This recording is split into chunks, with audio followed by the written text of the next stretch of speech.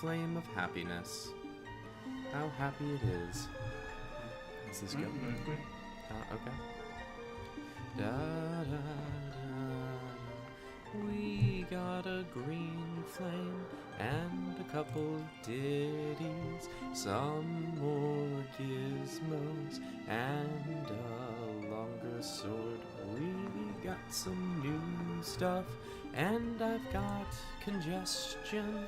I hope I don't start coughing. We don't have a cough button. You're making this sound very exciting. We do have a cough button. No, kind of. We need like a foot pedal I can stomp. That'll just be my foot. I'll stomp your foot. Do you want to just stomp my foot? Yes. Got this bug. Oh. No, you're in a real tangle like Rapunzel. I am. We can't call it I'm Rapunzel trapped in a tower. because then people will think it's for girls. We can't have that. We can have this. Oh, you got him. Good job. He always runs away from me. You gotta be patient. You've got to woo him. Woo! He's the woo machine. Ooh. Would that be sexy? Would that be a good way of wooing you? Can we just go Yelling woo? Ooh. That's kind of what you do. It's not my mating call. Oh yes it is. It's the mating call of the wild walrus. You don't need more of these butterflies, do you? I want them all. Well, how can I let one go?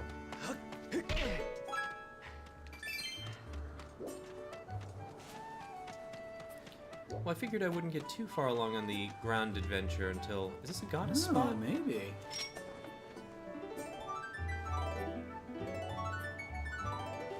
Looks like it should be.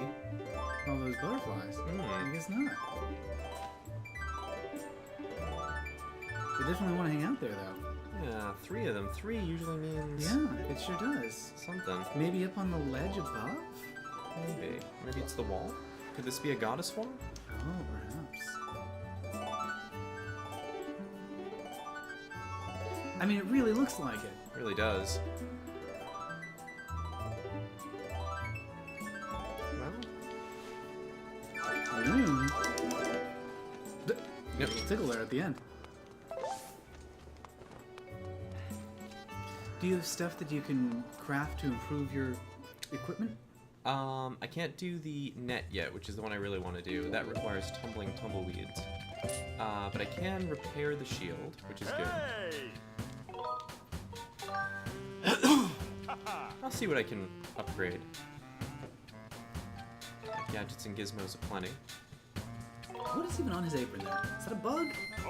I think it's crossed wrenches. I think it's maybe a robot. It's kind of like a pirate crossbones thing. Yeah. Oh, he's got a book with the same logo. Yeah. We were promised rainbows. Oh, there may be some. Yeah, actually we're going to a place with a rainbow, so it's all true. The Castro? Nope. Where was I? Was it the Castro? I was somewhere recently. Infamous Sphere. Hello, Infamous Sphere. That had a rainbow crosswalk that was really nice. The lines were really thin instead of... They were like almost rainbow pinstripes going across the crosswalk. Very fashionable. Oh, Infamous Sphere. I think I have a cold too, so somehow you gave it to me from Australia. Sorry, I'm all tangled up here. You shouldn't have allowed your viruses to get a passport. Oh. I had to cancel my singing lesson. Oh no. Let's see. You could just kind of play a kazoo sadly instead. That's how I feel when I'm sick. So let's just confirm that we need a tumbling tumbleweed, yeah. 3. I almost feel just like need one more. I should just go to the desert and get it, because we do so much bug catching. Yeah. For reasons unknown, I don't know why we catch all those bugs. So this requires a tumbleweed, so we don't want to do that. We don't want to spend our tumbleweed. Our precious, precious tumbleweed. This also, everyone wants a tumbleweed. It'll be easier to catch tumbleweeds with a bigger net. What do you need? You can do that right now. Why not? Why not? What else are we going to use that garbage for? Oh, and Krylo is here. Oh, and the cock ring cravat, yes. Yeah. Thank you for listening to the next exciting episode of that. You were there with me when I was exhausted from editing that. You saw the dangerous impact, the dangerous effects that podcast has on my mental health. Yeah, the music for this. Are you into it or no? Borp, borp, borp, borp, borp. It is very borpy.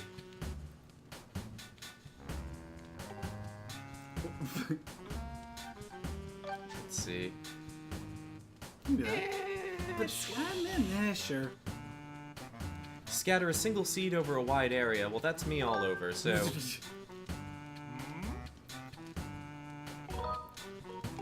Carlos says it was fun to listen to the podcast, to Defining Good. Marriage. Yay. So, yay, I'm glad. What do we Oh, the Bumblebee tuna ending. Oh, yeah. You didn't catch me at the end when I said, prick up your ears. Why? Wait, what? I misspoke in some way. Hi, Cypher of Tyr. Hello, Cypher of Tyr. Thank you Thanks for joining. I said, The mighty scattershot. Oh, it's a bird. yeah, blah. Look at that. It's cute. That's not what a bird sounds like. Some birds Blah. sound... A bird crashing into a window sounds like that. I said, I meant to say you could pick up a copy of my book, but I said you could prick up a copy.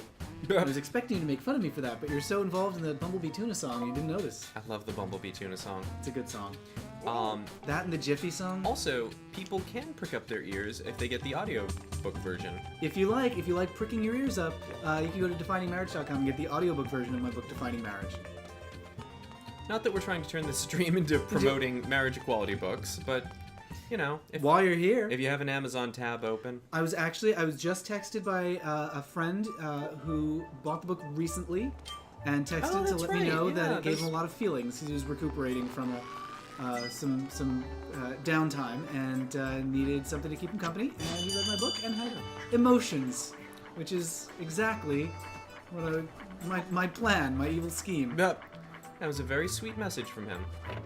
Carlos says the tuna song was charming. Infosphere says, who's the narrator? It's me! Matthew's the narrator. We recorded it right here in this very domicile with a bunch of blankets and impromptu soundproofing. Yeah, I had to reduce echo, so I have blankets hanging all around me. So just imagine that while you're listening. It was like recording in Genie's bottle. Barbara Eden, not Robin Williams. Oh, yeah. So yeah, Matt's the narrator, and it was tricky because what's it called? Amazon's whatever it is, Audible, that's what it is, Yeah. has very specific requirements for the audio file, so you kind of had to learn very rudimentary audio engineering. Yeah, so if you need anything audio engineered, don't come to me because it's not my thing really. But I learned. Sure, whatever. We're gonna get more rupees. So. That's nice. Oh, as long as you carry it with you. Interesting. It's a temporary heart container. Thank you! You're welcome, Beetle. Carlos says, reading the book gave me feels, which is how Jerkface got his nickname from me. Oh, good. Oh, that's why he knows he was Jerkface. You're the villain of the piece. I certainly am. Infamous Seer says, oh lord, gotta love recording sound. I've crap equipment, as in no equipment, other than a phone and a computer. You know, you'd be surprised. I have done stories, I've filed stories for NPR, which is the big public radio network in the US. And That's right. a lot of my stuff, a lot of everybody's stuff is recorded on an iPhone. So when you're listening to Marketplace or All Things Considered, a lot of the interviews that you hear is just somebody holding up their iPhone and then sending that to emailing it.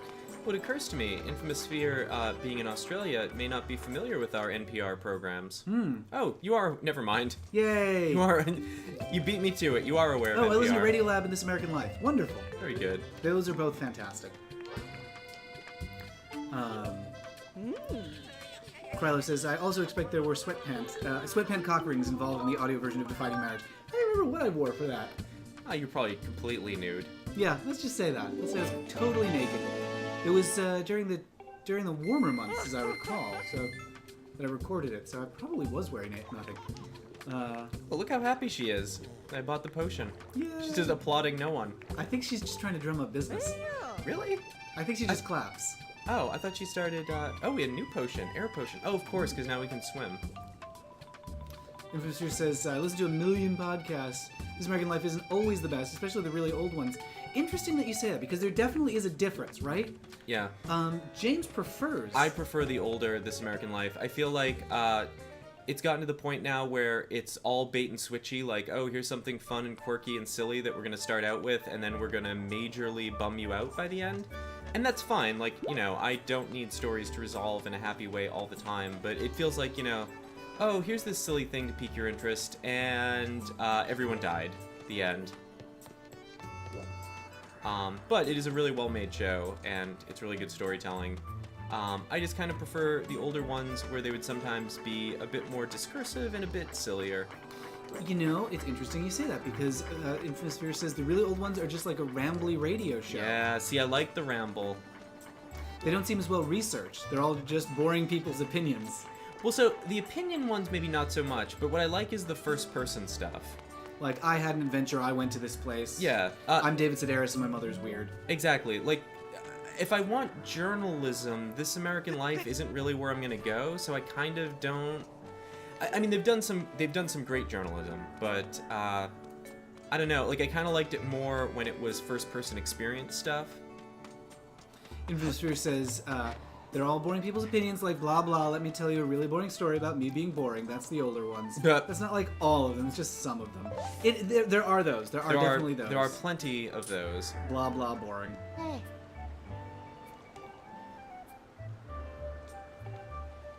Oh, he needs a stamina potion. Yeah, I know. That's why I bought one. What are you gonna do? Are you gonna give him a stamina potion? Well, I don't or you know, just drink it 'cause- right in front of him? Yeah, And maybe you have to take it to him at night? Oh, maybe. Huh, that's just one butterfly.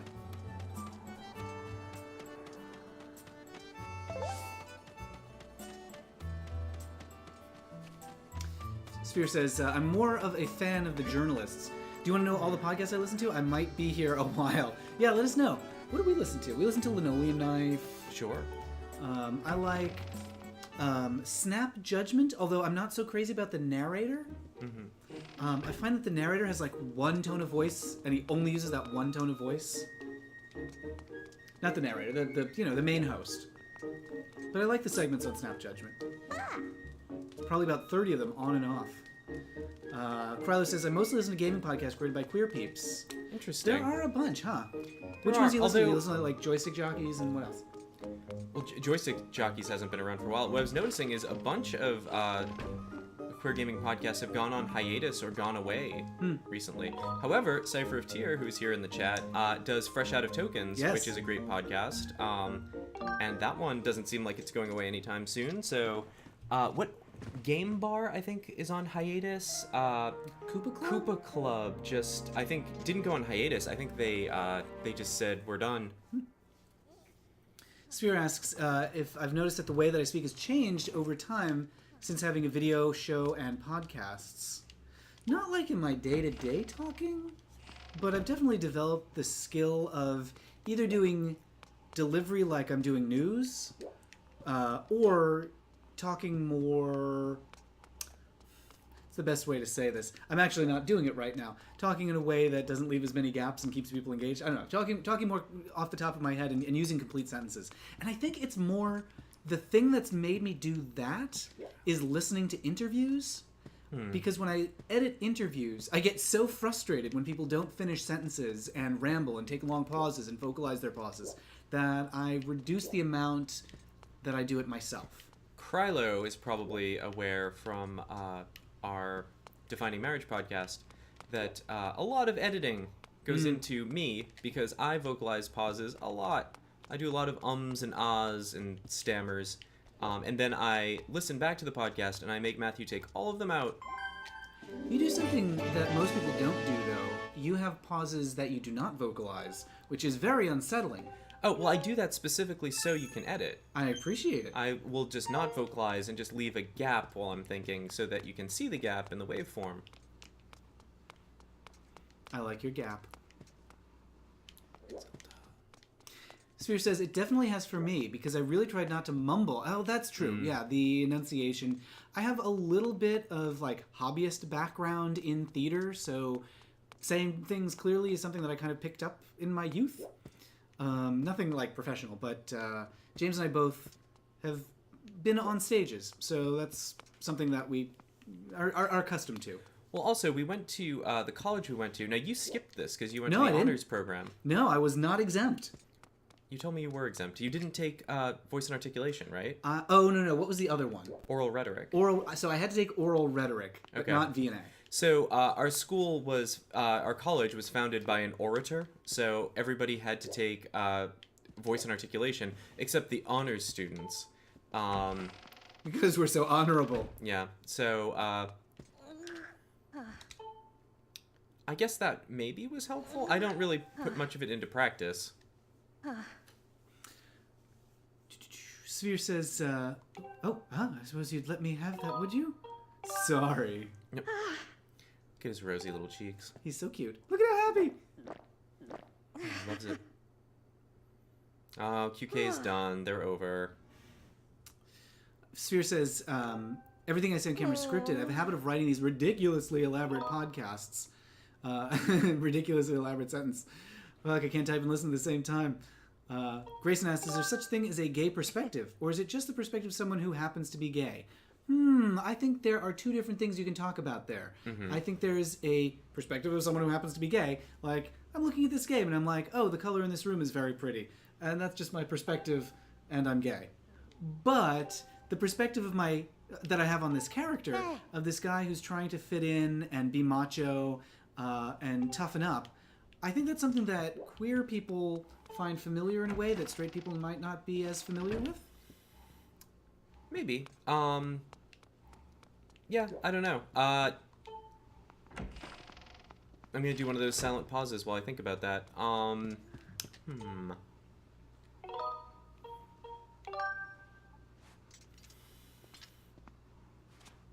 mean, the problem with that is assuming that there is some kind of homogenous gay experience, and I think from you doing podcasts and interviews and just from like knowing people anecdotally, I mean, you've talked to hundreds and hundreds of people at this point, whether it's about games or about some other queer stuff. Yeah, and I don't know that there is like a gay experience. No, I think there are elements that I think a lot of people can relate to, but I do think you kind of get into dangerous territory when you start saying that there is like the gay perspective or the gay experience. Yeah, there's definitely not a consensus on what the gay experience is. I mean, you can definitely talk about the perspective of a particular person or even the perspective of a particular cohort of people who have something in common that, you know, agree on a particular thing. But yeah, I mean, like, I don't know that there is such a thing as, like, the gay perspective. Grayson says, I think that's somewhat valid, but I think it also does a disservice not acknowledging the diversity of people within queer culture. Yeah, I agree with that. Infosphere says, absolutely agree wholeheartedly. It depends on your media literacy regarding gay perspectives. Mm-hmm. There are absolutely gay people out there who don't really think much about media theory or whatever else. There certainly are. I think it's fine as long as you don't present it as everyone's opinion. Like if it's like, this is my perspective and I am a gay person. Yeah. That's one thing. I mean, to say that you are looking at games from a gay perspective, I think is fine, because if you are making... Because there's also the fact that you can make a choice, right? Like, you can say, I'm looking at this particular kind of media through a particular lens. And if you're making that decision and you want to communicate, like, you know, I have decided to look at this through a gay lens or through a feminist lens or what have you, like, that's totally fine. I just think it's dicey when you start speaking for, like, gays, capital G and plural. Carlo says, basically, years ago, I didn't realize gay gamers were a thing. Mm-hmm. Yeah, a lot of people, I think, are in a similar situation where they're like, what, really? You can be both of these things? That's certainly been what we've heard from. And there's a lot the of rainbow. Yay, rainbow! Sorry, Grayson, when he first signed in, said he was promised a rainbow, and let's fly through it a few times, because he was promised a rainbow. That's the gay perspective. There it is, We're flying folks. through the gay perspective. You guys, so if you are in the chat and you are not gay, or you weren't before, now you are. Grayson says, it's like a politician courting the female or Hispanic vote. What does that mean? It's just a lazy shorthand for something that most likely in the headlines at the moment heavily affects said demographic, like immigration or abortion. Sure. Yeah, I mean, you can be really, exploitative. Yes. With that sort of thing. Sphere says, there's a woman here who's a columnist named Nikki Gemmel. or Gamel, and she has this really annoying tone that can be summed up as, I think I speak for all women. Yeah, you want to avoid trying to speak for anyone. Yeah, it irritates the hell out of me because it's like, you don't reflect my experiences for one. There's a lot of other experiences that you don't reflect. Yeah. I would be fine if she had her editorial opinion column, as long as she presents as being her opinion, instead of magically having knowledge of all women. You just can't speak for all women. You can't speak for anyone. You can't speak for anyone aside from yourself, really. Yeah, I mean, you can say, you can definitely say you're coming to something from a certain point of view, and you should if that is important to the message you are delivering. Grayson says, now I'll stop bringing up serious shit and let Link get back to finding his beard. I mean Zelda.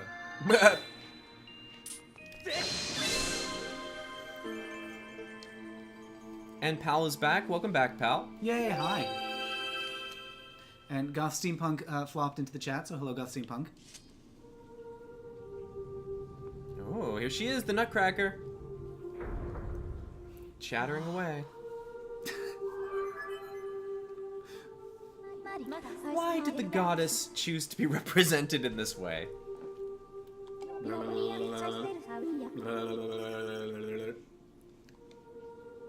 And Krause says, I didn't mean to start this whole debate.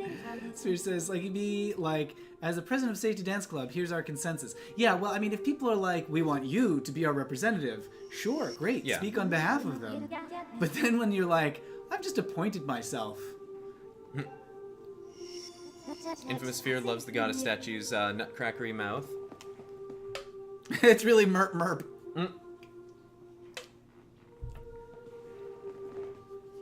I do desire to possess them.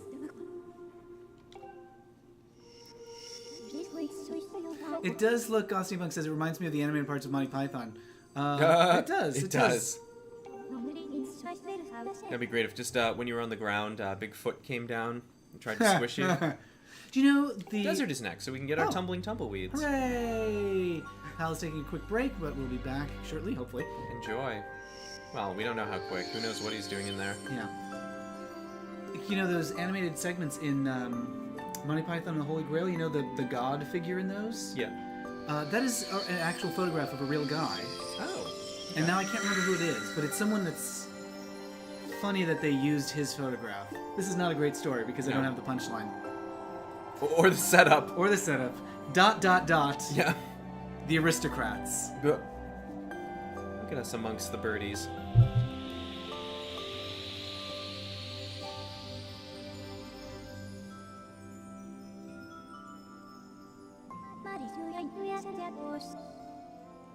Nairu's wisdom. Nairu's wisdom. Oh, we'll find it for the next trial. Now I'm trying to remember, in Ocarina of Time, if there are Zelda people in the chat, help me remember this. I thought Nairu, Fiori, and the other one were goddesses, but in this they're represented as dragons. Am I wrong about that, or are they different characters? And yes, Cypher of Tyr, this is a really beautiful game. I don't like the motion controls at all, but boy oh boy do I love the world of it. Intersphere says, some guys make me feel jealous by talking about living in a Vancouver neighborhood. I didn't know Vancouver had a gay. Did we know about that? Oh, yeah, I think Justin talked about that. Okay, yeah. I mean, also, every big city has a neighborhood. Oh, it doesn't want me to, I thought it was going to make me play a song. I think you have to go to the desert and play it? Yeah, I thought I'd learn a new one. That's fine. Yeah, so we didn't spend a lot of time in Vancouver, so we didn't get to see that much of it. Huh. I'm curious about its neighborhood. Sure. Crowley says, my new license came in. I cringe at the photograph. Oh, dear. And, Tanya, you have to use... so this game was built entirely around Wii Motion Plus.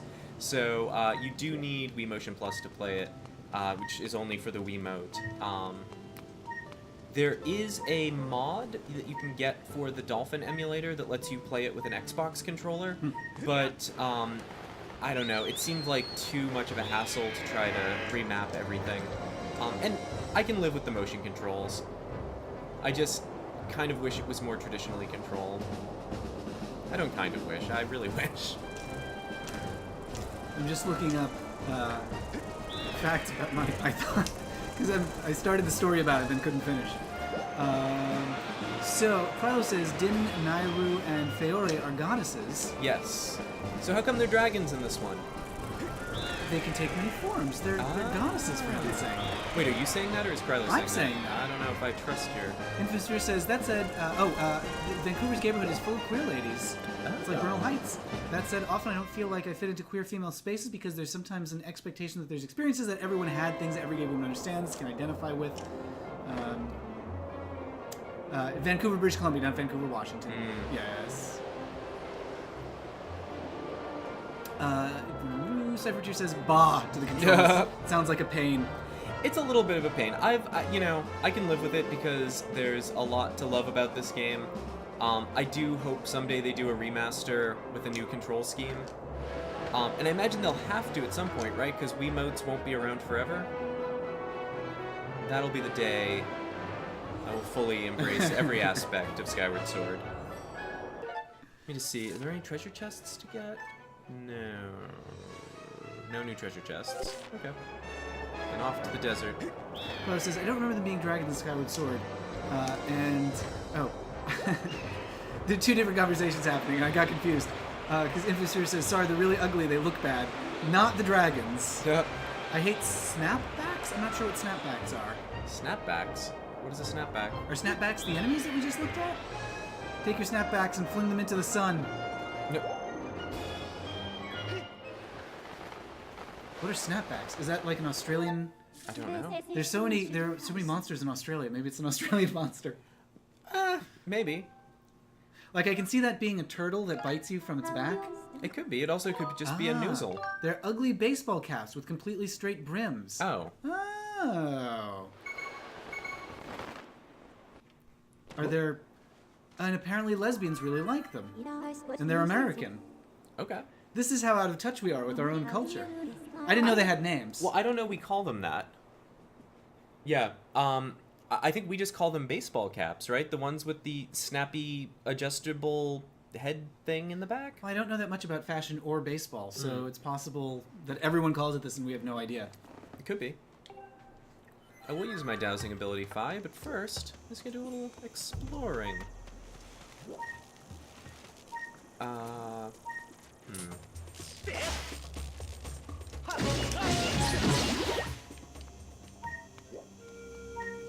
Treasure chest up there that I wasn't able to get before. Cicadas. Goth Steampunk is into the Galahad character from Monty Python. Ah.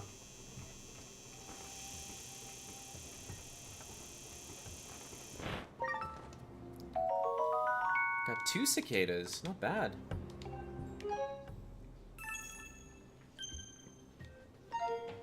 Infinite says they look like a kid's bad drawing of a baseball cap. Okay. Not that I like baseball caps anyway, but snapbacks are even worse. You know, I never noticed this tower that you start on is a giant version of one of those robots. Oh, that's great. Cypher 2 is confused about what Infosphere is talking about. Those baseball caps, you know the ones she's talking about, like, I guess trucker hats. Do we call it, is that what we call trucker hats? I don't know. I guess so. Yeah, sure.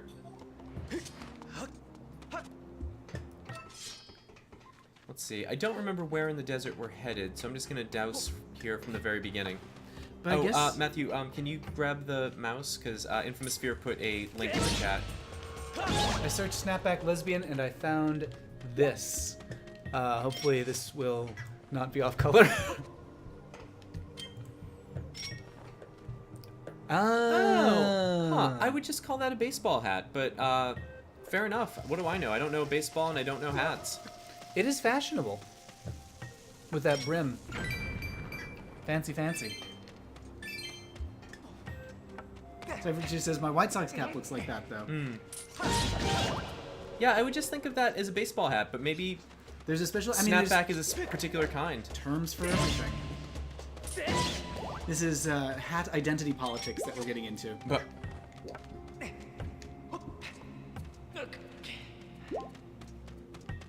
baseball hats are curvier. So, I don't know if this is the case for all baseball hats. For me in high school, the thing with baseball hats was they started out with a flat brim, And then what you were supposed to do is fold it, bend it, like over and over and over again. Like there'd be kids on the bus just like folding their hat brims. Manually curl your brim. Until they were super curvy. If you were lazy and you didn't want to put the work in, you could just stick it into like a mug overnight. What? This is not a technique Yeah, I was aware of. curl it up and just stick it in a mug, and that would help keep the curl. Huh. I don't know why. In high school at some point, I thought I had some kind of baseball type hat, and it was like navy blue, and I wanted it to be white, and so I left it in bleach for a while, and then wore it to school, but like didn't rinse it out first. So I just walked around school all day with this thing on my head that reeked of bleach. I'm sure you were very tidy. Did it like bleach your hair? No. I guess if you'd sweat, maybe it would have if you'd sweat. Yeah, like Cypher of Tears is saying, like, that's what I'm familiar with. You bend your brim when you get your hat, but it starts out straight. I think. I don't know. What do I know about baseball hats? Yeah, here's a picture of some doofus wearing them. He is, look at that doofus.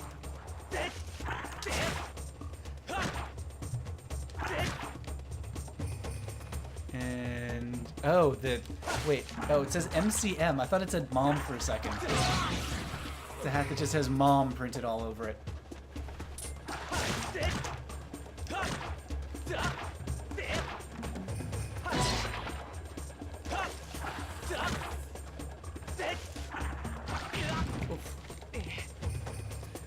Infosphere says, I'm also from Australia and there's a slightly different cultural context. It's hard to explain, but a lot of American racial and cultural politics don't really work here in quite the same way. Sure. I'm not entirely surprised to learn that America and Australia have different racial and identity politics. Can I just bomb these guys? Probably, huh?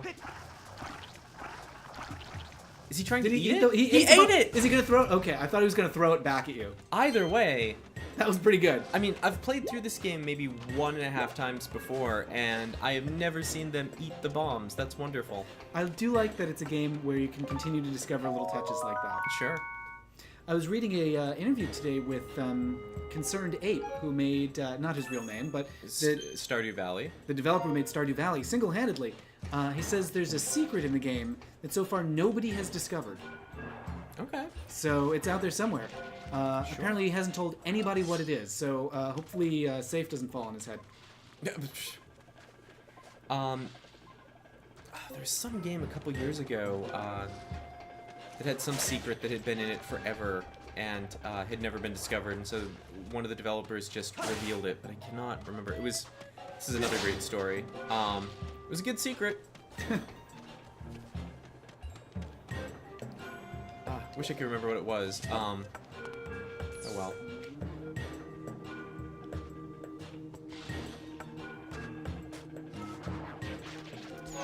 And what do we have here? So Cypher points out that the cultural association around those hats is in the U.S. Can be considered hip-hop, so it might come off as racist in an American conversation. But, you know, that context might not be visible outside of the U.S. Sure, that makes sense.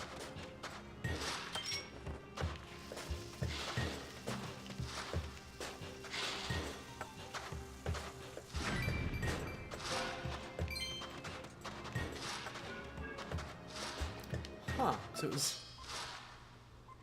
Okay, so it's off in that direction. And I'm facing that away? I think it might just be in a whole different zoom out. So it might be just in the desert, not in the mine. So maybe what I should do is go to the bird statue and just warp to the mine rather than going through all the cave systems. Can you just warp straight from bird to bird, or do you have to go up to the sky again? No, you have to go to the sky. Frylo points out, speaking of things hidden in games, the Ed Boon menu was discovered in some Mortal Kombat. I saw that. Huh. It's some, like, I can't remember what it is, but there's some obscure, like, button flicking combination you have to do. Well, let's see. How far are we from the desert? Maybe I can do this.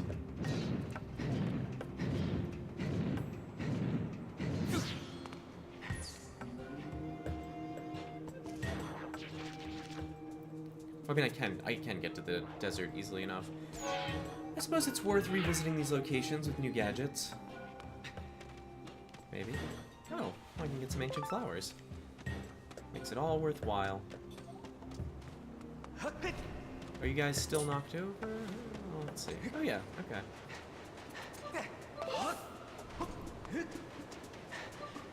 Alright, take a breather, kiddo. Afraid you were gonna charge into the sand exhausted. No. That's what I did at Cape Cod, and I destroyed my legs. Oh, that's, well, kind of. Kind of. Not exactly that. Uh-oh. Come on. Oh, so you're right close!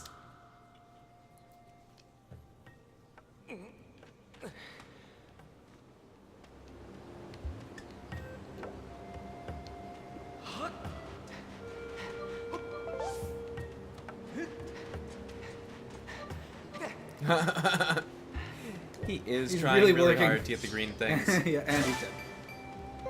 Yep. He wants them so badly. Yeah, he does. He sounds like one of those guys at a gym who, like, needs to let everyone know that he's lifting something heavy. Yep.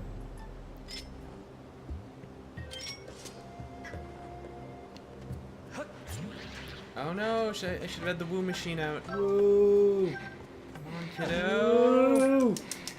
Whoa! Woo machine.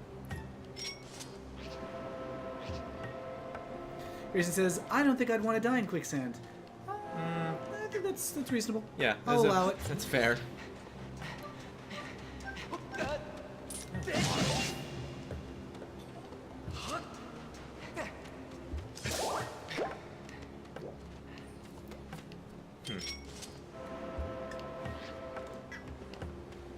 We've got one very noisy sparrow out on the patio right now. He's all by himself, so I don't know who he's talking to. But he's writing his memoirs, just dictating them to the Memoirs. bird feeder. I was born at an early age. Yep. Link is def not the creep sitting naked in the shower room. Yep.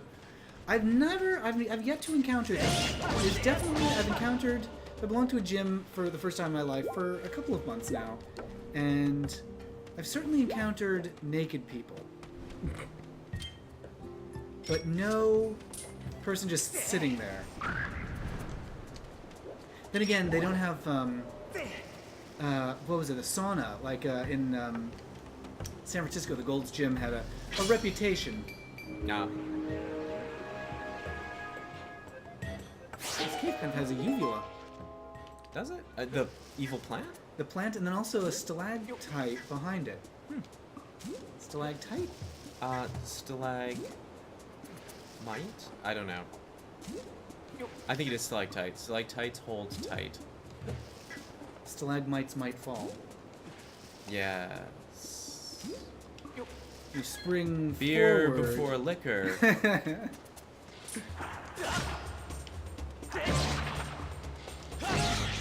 One of the hosts of WHM podcast has talked about his time working at a Gold's Gym. What is WHM podcast?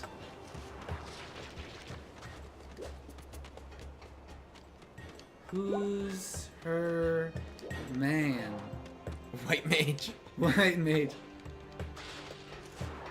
Stalactite. C for ceiling. Ah.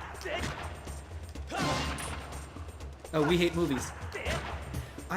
Somebody was just referring to that podcast to me the other day. And I can't remember who now. It might have been you, Infosphere. Someone was just telling me about the We Hate Movies podcast. But I think I was listening to another podcast talking about it.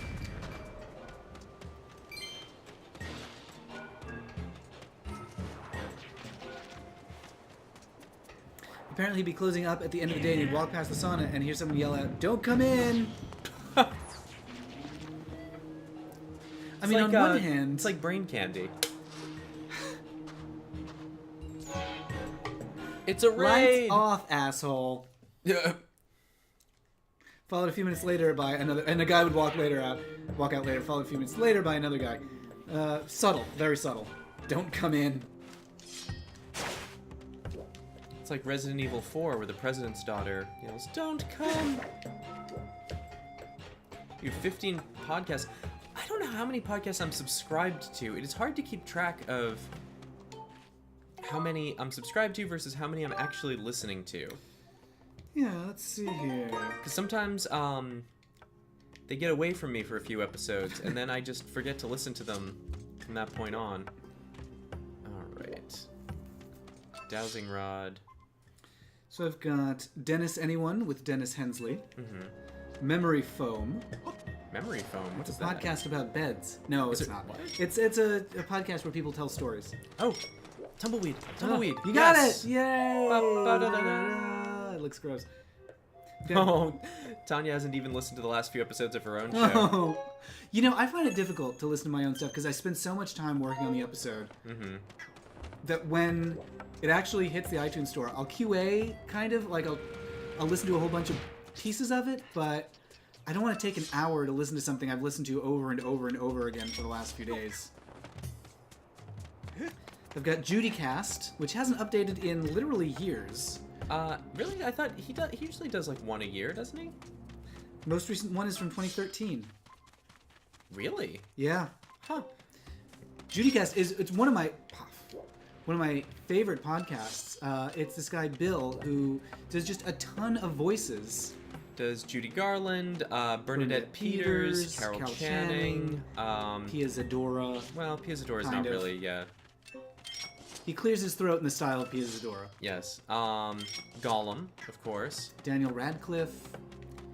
A recent addition. Yes. Maybe not his strongest, let's be Oh, he honest. drove right over the cactus. He did. And he shaved it. Oh, and he shaved off the cactus skin. That's a nice touch. Yeah. Well, whatever. He doesn't seem all that interested in me. I've got My Brother and Me. Oh, and Tanya brings up a very common issue that listening to yourself is always a troubling experience.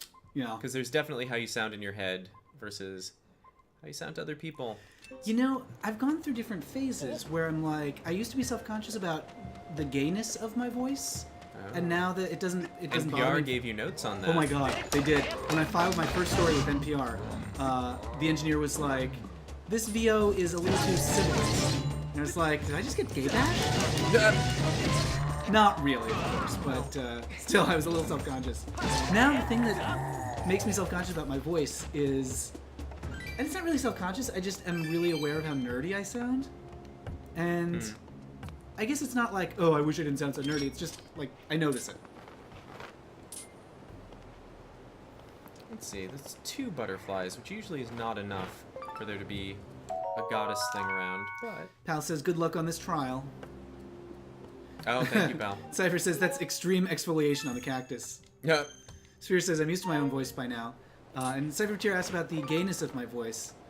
There's an interesting videomentary on someone who tried to get the gay out of his voice. Oh, are you talking about the documentary, Do I Sound Gay? Is that the name of it? Yes. Sphere says, it's an alright documentary, a bit thin. Sphere says, I watch my own videos twice before I upload them. Krylo says, oh, he's listening to Video Game Realness, Game Boy, Sewers of Paris, ta-da, Defining Marriage, yay!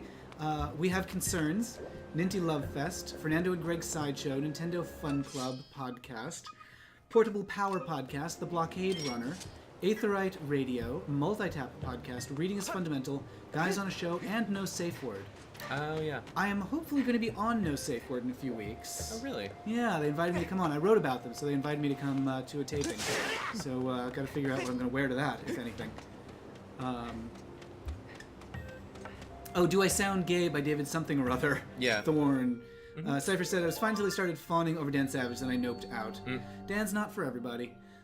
Costume Bug says, I hate my voice. I sound younger than I do over mics. I'm looking at what else I have in here. I'm subscribed, although I have not listened recently, to Panda Paws, which is a furry podcast. I've got Snap Judgment Theater People, which is about theater. After Smash, which is a Smash fan podcast. Sphere says, everyone sounds better in their own head than they do recorded. Deeper and more resonant. Crowley says, I don't mind listening to my voice. I don't think we've ever heard your voice. But you've been on... Oh, shoot. Which one was he on? You were on one of those podcasts recently that you just told us which one you were on, and now I've forgotten. Carlos says, I know I can't sing for shit, but I love singing. Listening to No Such Thing as a Fish, which I love. It's the writers from QI, the British quiz show, and they just talk about weird facts. Like, did you know Hemingway was part kangaroo? This is absolutely, actually 100% true. Part of his body was a kangaroo. He was in some sort of accident, and they needed to replace one of his tendons, and back then, apparently where he was, they did that with kangaroo tendons. So he, from till the day he was, oh, he's so close. From that point on until his death, he had a bit of a kangaroo inside of him. So when the wind kicks up, I think that's when the tumbleweeds appear? Which makes sense, right? Oh, that does make sense, yes. There it is. is. Yeah. Get him. Oh! Did they always come in the same place? No. Oh, Koopa Club. That's it. Crowley was on Koopa Club. Cypher says, I need to stop looking at that post I did on I Need Diverse Games Facebook page. Too many straw men. Oh, that is frustrating. Oh. Scott Steampunk has a friend with a podcast, a furry podcast called Furcast. Sphere says, in Australia, over the summer, they play QI literally every night. Even Stephen Fry said it was too much QI. I should have let him rest. I'm listening to A Hairy Prone Companion, which is another kink podcast. Can I Pet Your Dog, which is about dogs. The Tobolowsky Files. Hasn't updated in a very long time. The story's from Stephen Tobolowsky, who, he plays the insurance salesman in Groundhog Day. He certainly does. He's one of those actors who's like, oh, that guy. There we go. So the trick with the tumbleweeds is not to try to lock onto them. That will be your downfall. Don't downfall. I've got Out on the Lanai, a Golden Girls podcast. I love Out on the Lanai. It's H. Alan Scott, who I'm editing his episode of Cruise of Paris right now. Really funny guy. Oh boy, I'm glad you're doing this and not me. I might make you do it. I won't. Crowley says, I used to listen to Joystick Jockeys, but they went away for a long time, and I love David Alonzo, but I had to cut Linoleum Knife. Linoleum Knife is great. I'm looking at what else I've got in here. Bad Gay Movies, Bitchy Gay Men, where 3 bitchy gay men review bad gay movies. Got Lady Watch with Ryan and Jason. That's the lovely Jason Powell and Ryan O'Connor / Lock Connor. Talking about, it's news about women over the age of Celine Dion. Mystery Show, which is on break, and I don't know if it'll ever come back. The last episode was about a year ago. I loved it, but... That seemed like it would be incredibly expensive to produce. I think it was just too expensive, yeah. I mean, I'm just guessing, like, I don't know, maybe it's not. I mean, they would send her all over the world, all over the country, solving mysteries. No. Do I have to navigate these, I think you do. Oh boy. Okay. Okay. Boy, oh boy, I'm not even sure. I guess you go to the stairs first. Are they set? Go to the map one more time. Are they set up in like? Oh, you can't see them on the map. Well, not until you get that light fruit. Oh, right, of course. Ugh. Okay. Or do you want that one? That's a fruit. Well, yeah, okay, yeah, that'll take too long for you. Well, no, it might be fine. Let's zoom in and.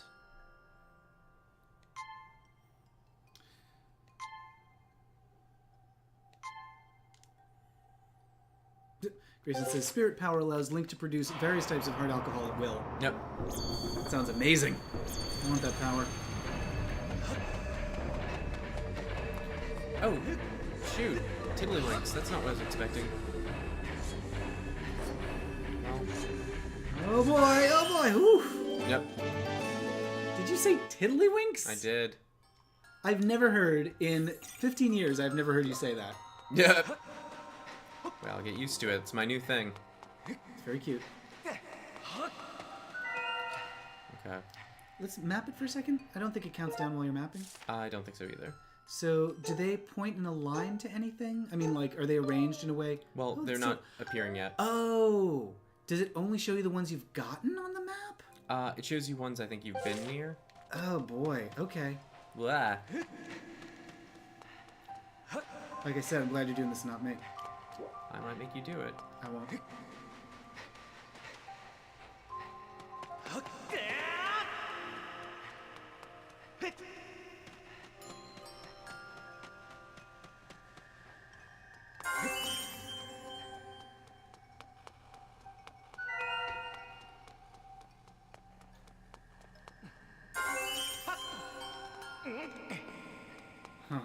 really resent this puzzle.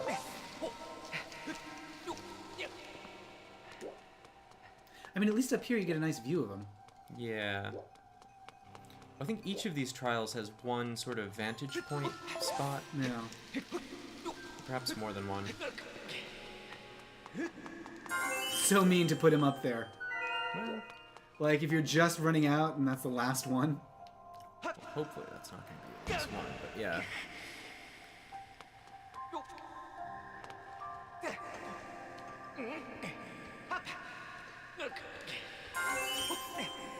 Alright, his innocence is restored. Infinite listens to Mortified and Risk sometimes. I can't handle the Kevin. host of Risk, yeah. I don't know what it is about the way that he talks. I mean, He talks like the Joker. his enthusiasm is unsettling.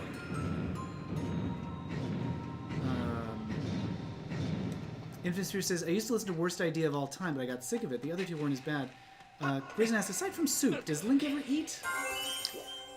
Seldom. Carlo says hearts. Gusting Bug says milk. Link can eat larva. That's right, the bug larva. Yeah. He doesn't actually eat it though, right? He gives it to someone else. Oh no, he can eat it. Oh, yuck.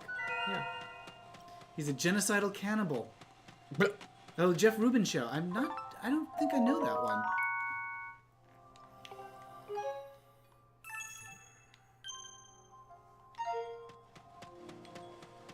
Oh, there's still some relics that you haven't even gotten one of.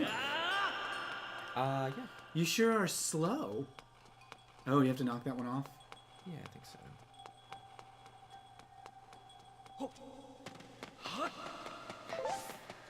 Whoop.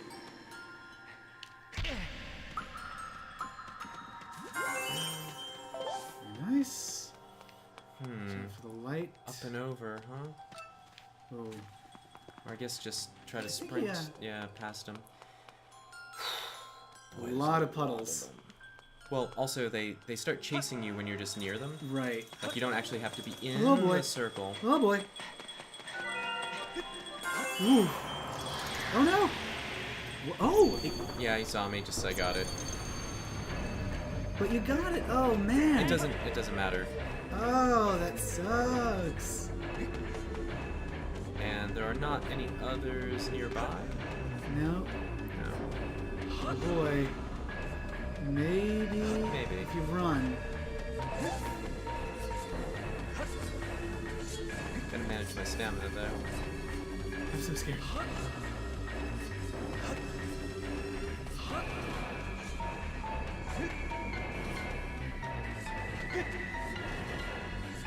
Oh no!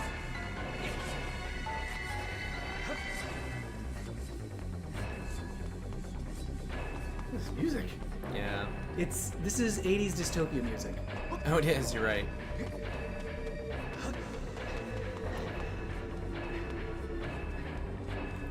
Do it. I think you can do it. Oh my god, you did it. Nope. I'm very proud of you. Thank you. How to get up on there? Is it too tall to just run up on? Yeah. I think I can. Oh boy, on that side. But how do you just have to make a run for it? Maybe. Let's see. How many left? 4? Okay, so I 4. see 2 of them. One And of I them's think right the- back there. This guy is... Oh boy. Do I have to pull that out while the water's receded? Oh man. Yeah, I think so.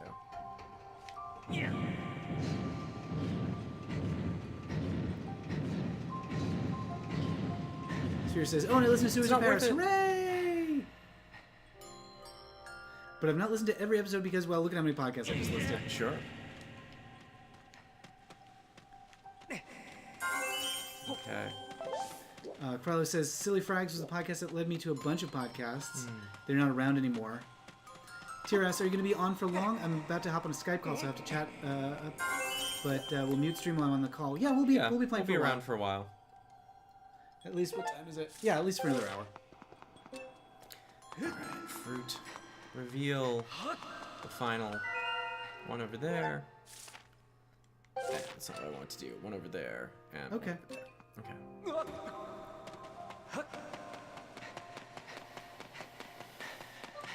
Okay. think you've got this. Well, we'll see. That last one Last one's is tricky. a real gauntlet.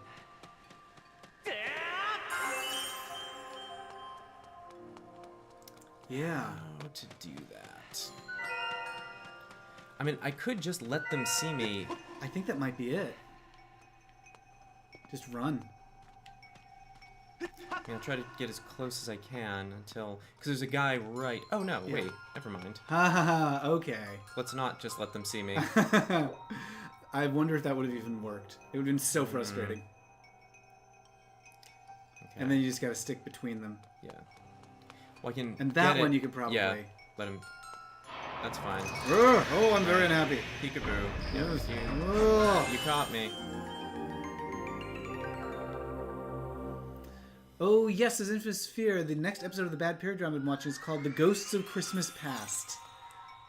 Oh, that sounds amazing. I hope it's literally about ghosts. Like that episode of My So-Called Life has a literal angel in it. Oh. Yes. Huh. Oh, boy. Okay. Well, Wait, this might be fucked up now. Well, I was trying to figure out how to get over here without sinking, because it's not all... Ah! No!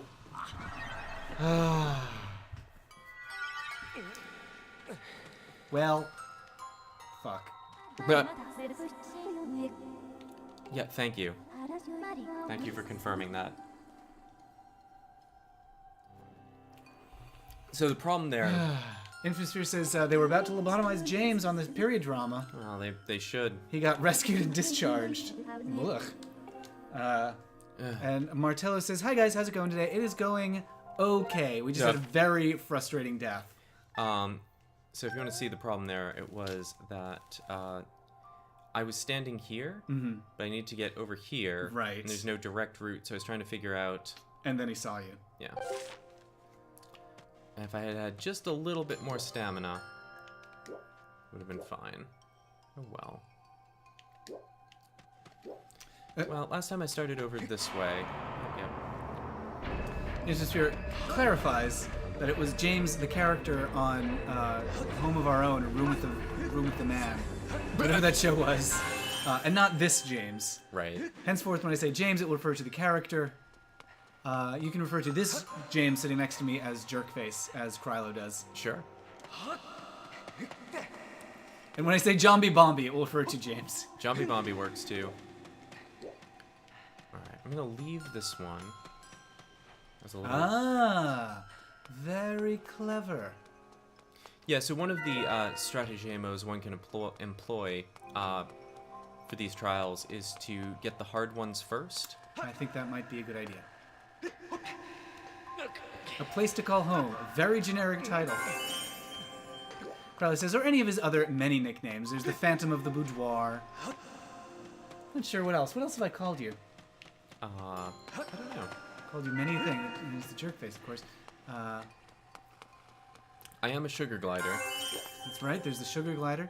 James has on occasion referred to me as Herman. Yes, always. Oh, yes, the cravat. I don't know how to spell cravat either, so we're in the same boat. Cravatity. Cravatity.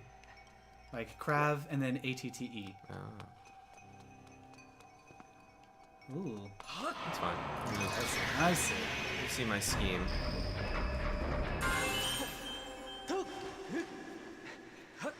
Good scheme. That's nice scheming.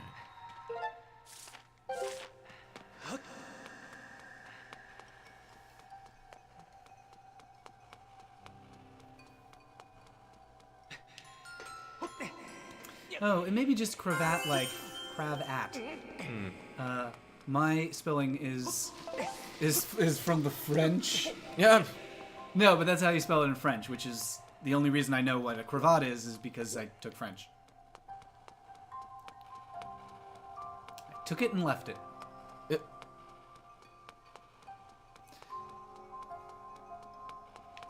Now, Steampunk says that she can be called by Margaret. Ah.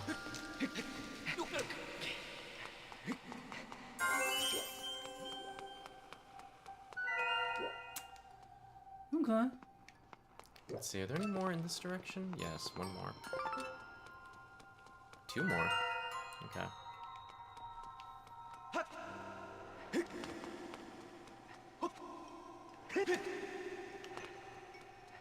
Oh, it's that one. Ha ha ha. Didn't really want to come down this way, but whatever. Here we are.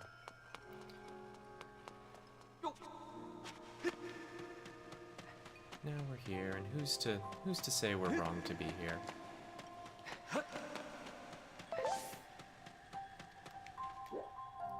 I'm so tense. Because of the death water? Yes, well, not just the death water, just death all around. I'm afraid. This is one of the more stressful challenges in any Zelda game. Oh, And Pal is still there. Hello, Pal.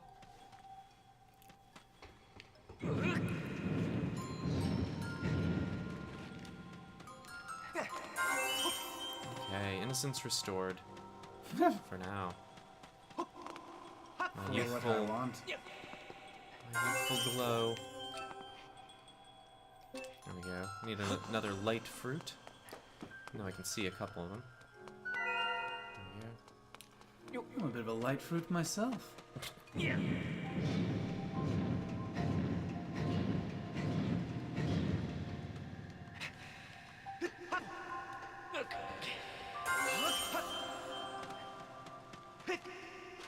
Yeah, boy. Oh no. I'm actually not sure what happens if you sink into the sand here. Let's hope it is not the most dire of consequences.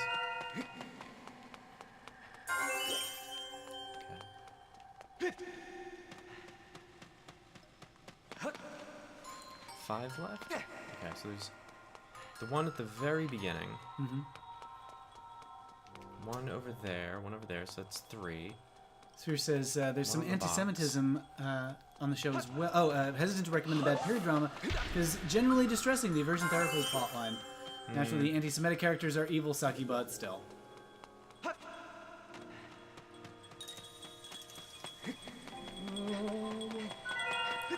I bothered picking up the light fruit? Oh, this old thing. Yeah.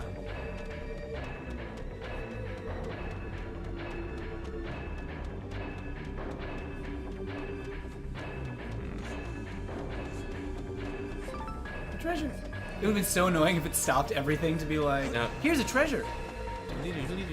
It might actually do that if it's the first dusky thing you get. Oh, jeez. No, no, Link, Link, what are don't you climb doing? the thing! No, don't go past him. What? I can't believe you ran past him. It's only if you get hit with them when they're actually attacking. Does that door close? Yeah. How do I cross back to the other side? I don't know. Because it looks like that sand is too Yeah, wide. it's too deep. I mean, it's quicksand. Check your map. Not doing that.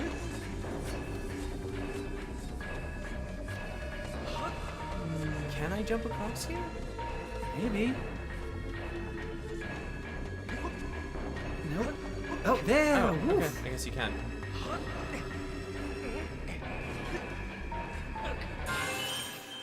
Oh, everything's back to normal. Grayson says, later boys say hi to Norman Greenbaum for me. Oh. Is that what does that mean? I don't know. Okay. But we will. We will. That may just be someone's name that I misremembered. Okay. So the last one is over there. Sure.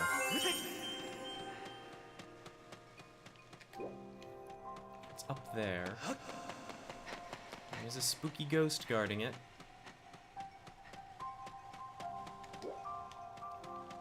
Okay, leave me alone, spooky ghost. Uh-oh. No, thank you, spooky ghost. Yay!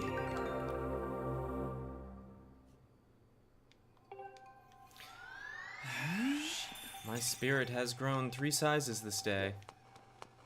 Oh, well, I nearly had a heart attack. You were stressed out, weren't I you? was so stressed out! Didn't Greenbaum sing Spirit in the Sky? Oh, yeah, Spirit in the Sky. We're in the spirit world. Oh, in the I game don't know about what- the sky. What is Spirit in the Sky? What? I don't know things. Oh. I was recently made aware of the vegetable song. Oh, I love it so much. Ooh. Brian Wilson's Vegetables. It's the best song. That is quite a prize for outside a dungeon. Yeah, and for spiritual growth. Well, sure. I went on a spiritual journey and I got a weapon. It's not a weapon, it's a tool. Claw shots don't kill monsters. Links kill monsters. Like it's like going to like a hermitage and studying with monks, and then when you leave, they give you, I don't know, a pipe wrench. Yep. Infosphere is asking if we know about gayguys.com. It seems like wet garbage, but maybe not. I have seen people post links to it from Facebook. I am unfamiliar. Oh, you'll know what it is once you see it. Claw shots are one of the goddess's sacred gifts. Oh, clickbait for gay people. Yes. That's correct. Weird. You've seen it before. I guess I must have forgotten. So it's shirtless, muscular white guys. Mm-hmm. It's clickbait for young gays. Yeah, okay. I mean, it's kind of Maxim for young gay guys, which, I don't know, whatever.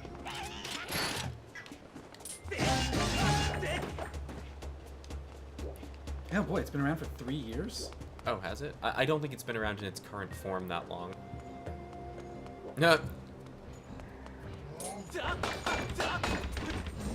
Whoopsie. It's such garbage, this sphere. It's so bad. Incredibly generic stock model, guys. There's an 83.3 chance the website is garbage. Sphere says it's so insanely vacuous and idiotic and non-informative. It's not only go there whenever we want to get righteously annoyed about something stupid. There's enough in the world that I don't need to seek that out. Yeah. Oh, I see. No, you will be mine, treasure. You're too far away.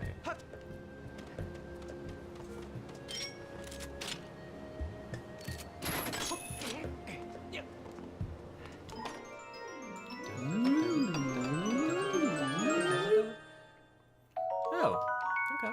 Huh. Sphere pastes a link to a sample article. Are some gay guys made to be a bottom?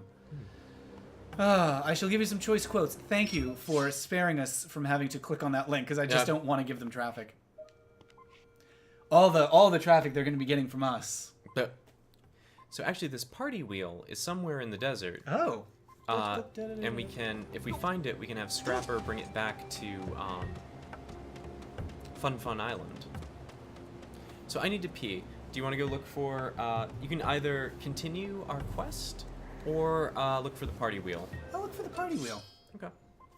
I like a good party. Right back. Fun Island's on the way. Watch out for Fun Island today.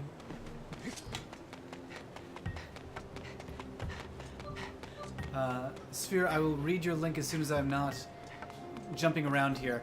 This is why we need like a co-pilot on all of these games, so that we can have one person doing the game and the other person doing the chat responsing. Alright, where are we going? Oops, not there.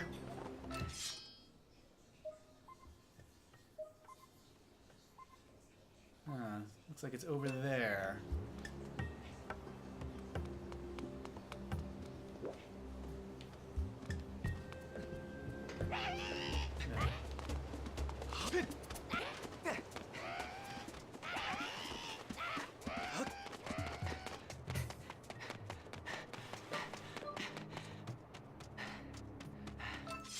And triangulating, yep. Looks like it's gonna be inside this thing, I guess?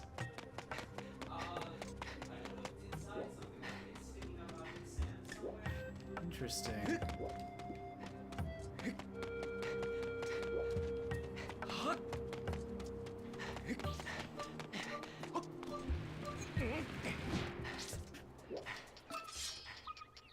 Alright, so we want to be up there. so... Oh, it looks like it's right, like, at this treasure chest. Could be. Can we jump up onto that thing? Maybe from a... If we can get this guy to kill himself? Oh, maybe. Or just slash his face. We can pick up the shell. Maybe you can. I was thinking we could nudge this over. Alright, how do we get up there? Because obviously we've been up there at some point. I don't know the answer to that riddle. Oh, we gotta go all the way. Let's see.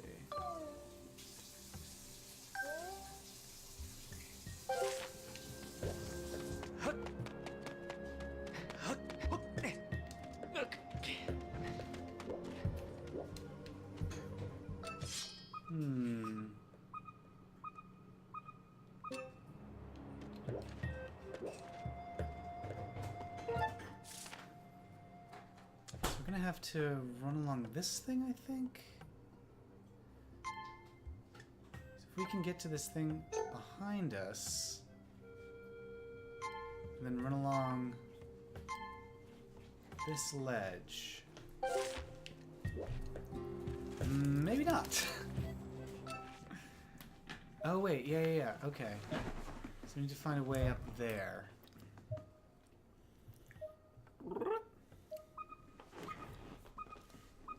Huh. Surely people would take it in turns, Infamous Sphere has to say. Depends. Oh, you're not gonna get it. I know. I'm just gonna prepare.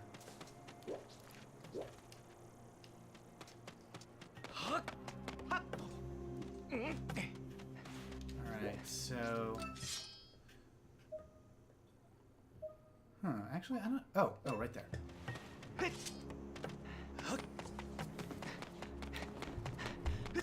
Oh, yes, this part where the thing was chasing us the last time we played. What thing? Sorry, when you were in the Shadow Realm, the thing would chase you up here. Well, I thought that this would get us to where we wanted to be, but there's a wall blocking this all off. Yes. Can you zoom out one step further? I was just wondering if there's a piece of map off to... I mean, there is a piece of map off to the other side, but... We definitely... This means open chest, right? Yeah. Found a way up there before. Well, there's like a little gap here. Is that something? This thing? Yeah. I don't think so. So there's a door open in that wall now, as well as claw shot points, so you can get up and over the wall pretty easily.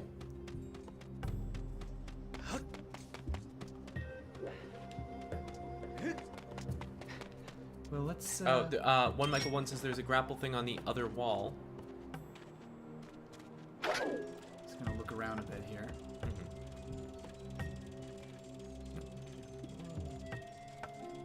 Wait, why don't you see if you can just find the wheel with that?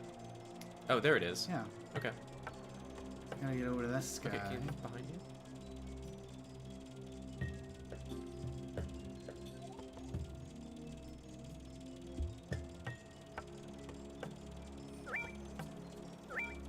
Means getting over to this Oh! ledge. You can. That's easy. You just go back to where you were before. It's a holdy ledge, and you slide along it. Okay. Do you get what I'm saying? Yeah, I just didn't see where to do that.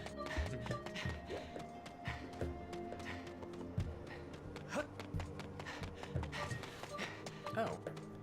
Where is it? Oh wait, there it is.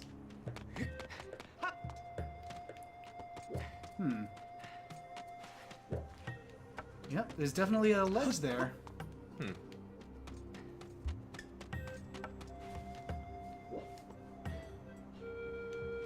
If I... Is there a claw shot thing, like, up?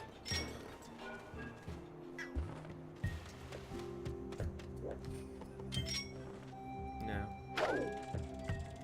I have been there. Yeah, I know, that's what's so confusing about this.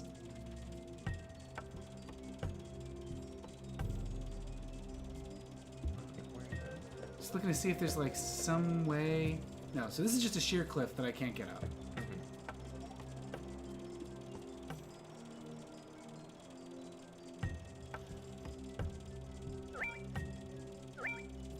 I'm wondering if maybe it's a time stone thing? Maybe. Maybe you can change the environment? Yeah. Oh boy. No, that might be correct.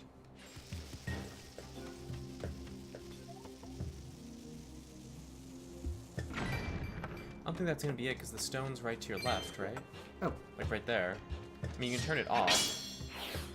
But... Oh. Yeah, but I still don't know how that helps. There might be vines on the wall? Aha! There are vines on the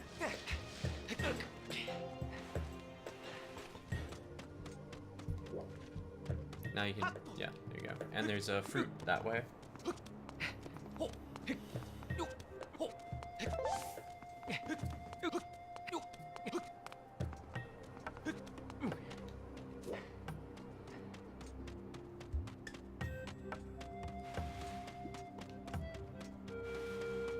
Yay! The highly unusual man. That's how I'm described. He's a clown. Would you like me to call the robot? Yes, please. There's nothing unusual about a clown. Here you are. I got you a wheel. Thank oh my you. goodness. My amazing...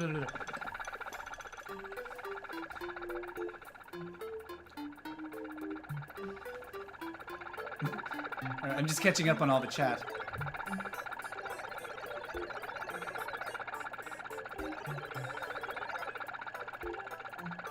Carlos says, bottom came naturally to me. A boy somebody just linked in response to that. Why politically incorrect gay guys are way happier. Oh, that's funny. It's literally what Infossphere said next. I was saying, oh, just on my own, but then I saw that you literally typed that out right after you pasted that. I've not topped or bottomed, and I am not a gay man, but I had this crazy idea that everyone would switch around to experience both sides of sexual activity. You would think. You would think. I go bottom today, and then I will top next time. So when people were like, herp derp, are you top or bottom, or are you man or woman? I was like, surely people take it in turns. Some yes, and some, you know, it's... Some do, some don't. Some also don't like anything involving the bum-bum. That is true. So, yeah. A lot of people don't like to try new things, and they find one that they like and stick with it. I don't know that that's strictly it, though. I mean, I think, you know, it's not an unwillingness. It's just like, that's not what I like. I suppose. Often, perhaps just about always, sex is very much about power and exchanging power and asserting power, or not asserting power. And so, if you've got a preference one way or the other, it's you know, easy to say this is how I want it and this is how I want it every time. The idea that people were exclusively one or the other took me by surprise. But read my quote from the article was, I like to say, change the color of your day. Yep. Carlos says, I love exploring with the Beatles. I do too. I do too. And it's impressive that the game, like, you don't see stuff that you're not supposed to see. Like, in a lot of games, if you look at it from the wrong, like, if the camera gets loose from where it's supposed to be, you see, like, all the junky geometry that you're not actually supposed to look at, or the perspective stuff, or the matte paintings that don't look right. But this is a game where you can look at things from just about anywhere, and they look pretty good. Oh, are we going to see it? One Michael 1 says, the highly unusual man from Fun Fun Island? I think we're going to go see him right now. Yes.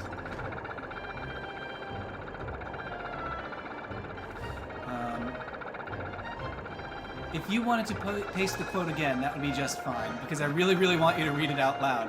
Okay, do that, because I don't want to lean across James to do a lot of scrolling. No, it's fine, it's fine. No, I can just take it, though, and put it in front of you. I can actually do this. Yeah. Okay, wait, now I'm going to scroll. You can put it on the desk, too. Yeah, but then I'm leaning at it. I'm off camera. I can't bear to be off camera. Yep. Oh, Ted Cruz is sad. It really does look like him. I'm gonna try to take a picture of his sad little face. Zert. Yahoo!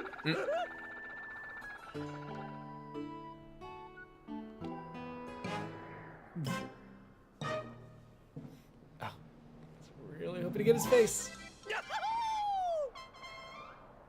Yep. Okay. But at the end of the day, there's something mysterious happening inside an anointed super bottom. What? I'm having difficulty already. I can't read this. It's as if God himself blessed them with non-stop ability to have a penis inside them. It is as if that.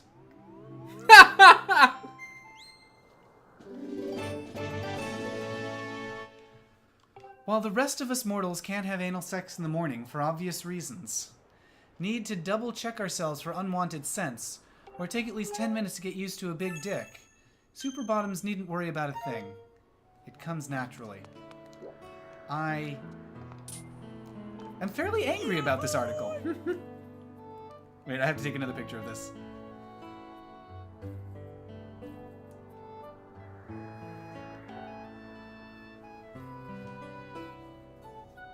Oh, it's a mini game. Do you want to do this? I do. What did you come back to? You came back to a discussion of super bottoms for some reason and a Ted Cruz clown. You're in the wrong hands. No, I'm disentangling myself. You're Yeah, I'm sorry, Cypher of Tyr, that's what you came back into. Yep. Sphere just posted a link to this website that does like clickbait. It does homosexual clickbait that is just awful. Yeah, I'm having trouble articulating my feelings as well. Disgust, I think. Smut, you came back to smut. It's true. The clown is the smuttiest part. Let me tell you all about the rules. That is the happiest anyone has ever been, saying, oh, You're going to be shot out of a cannon. Don't cry, little boy. It's perfectly mostly safe. Yes. Dive onto a cheery, colorful, rotating board. Land on a happy little colored space and you'll win rupees based on the color. But if you land on the gray space, lose your space again. Wait, is this Wheel of Fortune? Kind of. Are we playing Wheel of Fortune with my body? But you can risk everything? well, I think What if if you lose, you like it's game over? Oh, it's like game you over can't play forever. anymore. Yeah. Ha ha.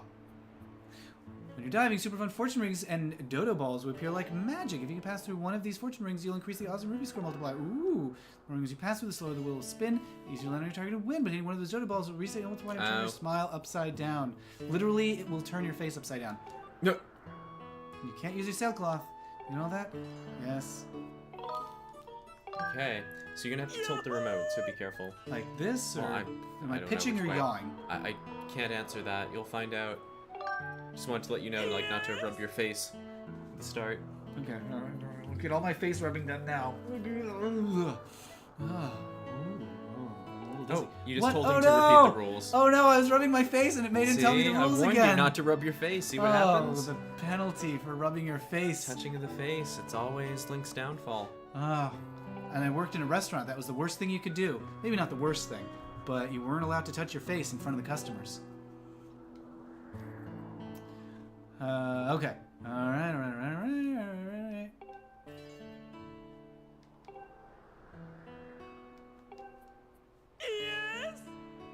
Yes. It's the face of Ted Cruz and the voice of Charles Nelson Riley. Well, that is a creature that we need to prevent from ever happening. See how concerned Yes! Link looked? So you want to go through some kind of ring. There we go, rings. We want to avoid the balls with the clown faces. Ugh. Oh god! It blew me to the side. It's windy. Ow. Oh, Jesus. Well. And when you hit the wheel, you want to land on any space but the gray space. I don't know. I can't promise anything. Okay. I'm just gonna land on a wheel. Alright. Ah! Well, oh my god! green. Oh shit! What is it? Do you get 4 rupees? Oh, because there were no multipliers. 1 rupee spot.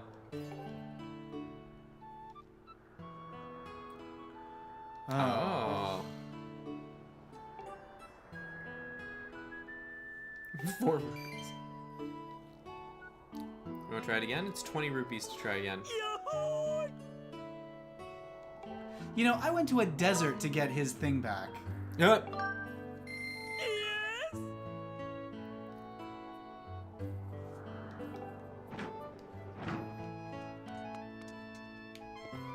Whoa, did he lift his leg up there? I don't know. Look at him doing a little leg trick. Anyway. Okay, let's see if we can do this. Oh, man.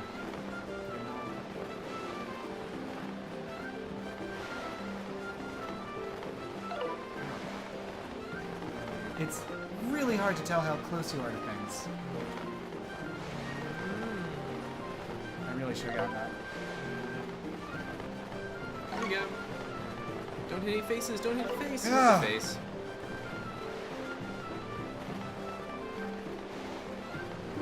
Oh, okay.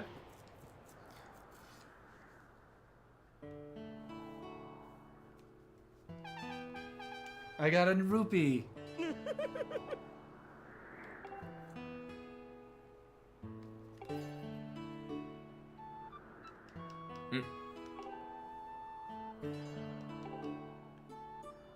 Whew.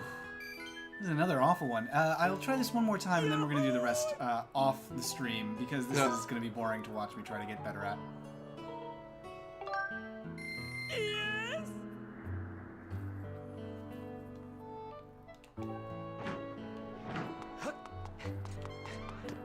Ah. No, look at his dance! Yeah.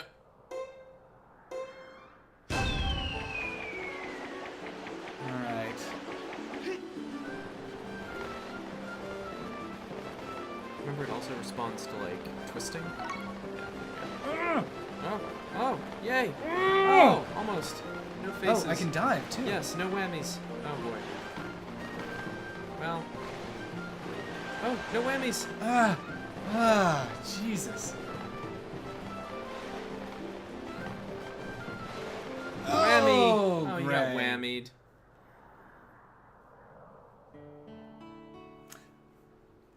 Yuck. I hate this. He blew the trumpet right in your face. Oh, he takes money from you. Mm. Well, Alright. here you are. I hate this. Yep. Oh, I'm he gonna pulled the stab sword him. out. Oh, no. That's how I feel. That's not what he deserves. Clowns deserve that. Yeah. All What right. did you do to a poor clown? So catching up on the chat, Matt, what I loved about it, the article was making this weird, ill-articulate argument about ectomorphs or something. Your metabolism makes you a good bottom? I have no idea. Were they trying to say if you never shit, you'll be a great bottom? That could be the argument. It's like the worst science outside of anti-vax ex-gay. I mean, you are good. What? What? All right, thank you. You were good at ectomorphing. Cypher of Tears says, whoever wrote that has read too much bad MM fanfic. Yep. Thank you. Sphere says, yep, because it's not bad fanfic written by a 13-year-old girl. Oh, except it's not a bad fanfic written by a 13-year-old girl. It's from a website that's supposed to be for the worst kind of gay men. Tears says, I don't know anyone who can take anal without prep. No, that's fake. Taking anal without prep. It doesn't exist.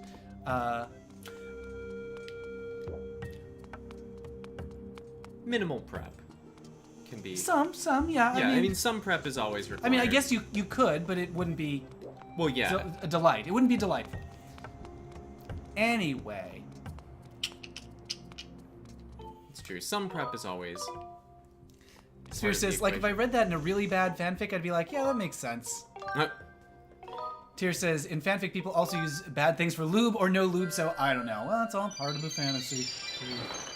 Sphere says, because the person who wrote this doesn't know anything about sex. But this is supposed to be from a website aimed at men who have heaps of anal sex. But Heaps. That is how anal sex is typically measured, in heaps. a whole heap of it. A cubic heap. Frollo asks, how do people in ancient times have anal sex? And I'm seriously asking. Sphere says, oil probably? Spit? Oil's always existed. Tyr says, I co-write fanfic with a friend. We always include things like lube, and if someone is well endowed, their partner isn't just like, hop on with no prep. Yeah. Sphere says, I mean, the Greeks were just covered in olive oil. It's true. Literally. Or tallow, suggests Cypher of Tyr. Possibly lard, says Sphere. Lard and tallow makes sense. Crisco was a thing still relatively recently. Yeah. Tyr says, but that would be greasy, I guess. Greasy is kind of what you want in some situations. Yeah. But you also want something that's not gonna wear away or become absorbed or just yeah just get wiped up. The clown is like the character from Little Britain who asked riddles and then played the flute. Oh yes. Crowler says, I'm finding the Ted Cruz balloon minigame amusing. Sphere says there's an epic use of Crisco in the fisting scene in Cruising. We have not seen Cruising. No, yes we have. Yes, of course we we have. have. Yeah, no, Yeah. I'm thinking of the other one, Interior Gay Bar. Oh, the James Franco friend? Yeah, Franco. No, stop. I'm not gonna Can you have just enough stop time. it? I was hoping I could.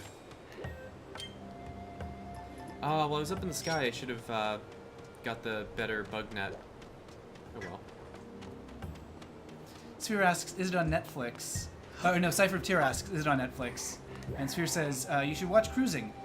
Interior Leather Bar, that's the name of it. Yeah, and you all know how I feel about James Wanko. Oh. We do, and I think we're in agreement. Yeah, so Tyr, there's this movie, Cruising, with Al Pacino from '78 or so, I think. Sounds about right. That is not the most flattering portrayal of the gay community.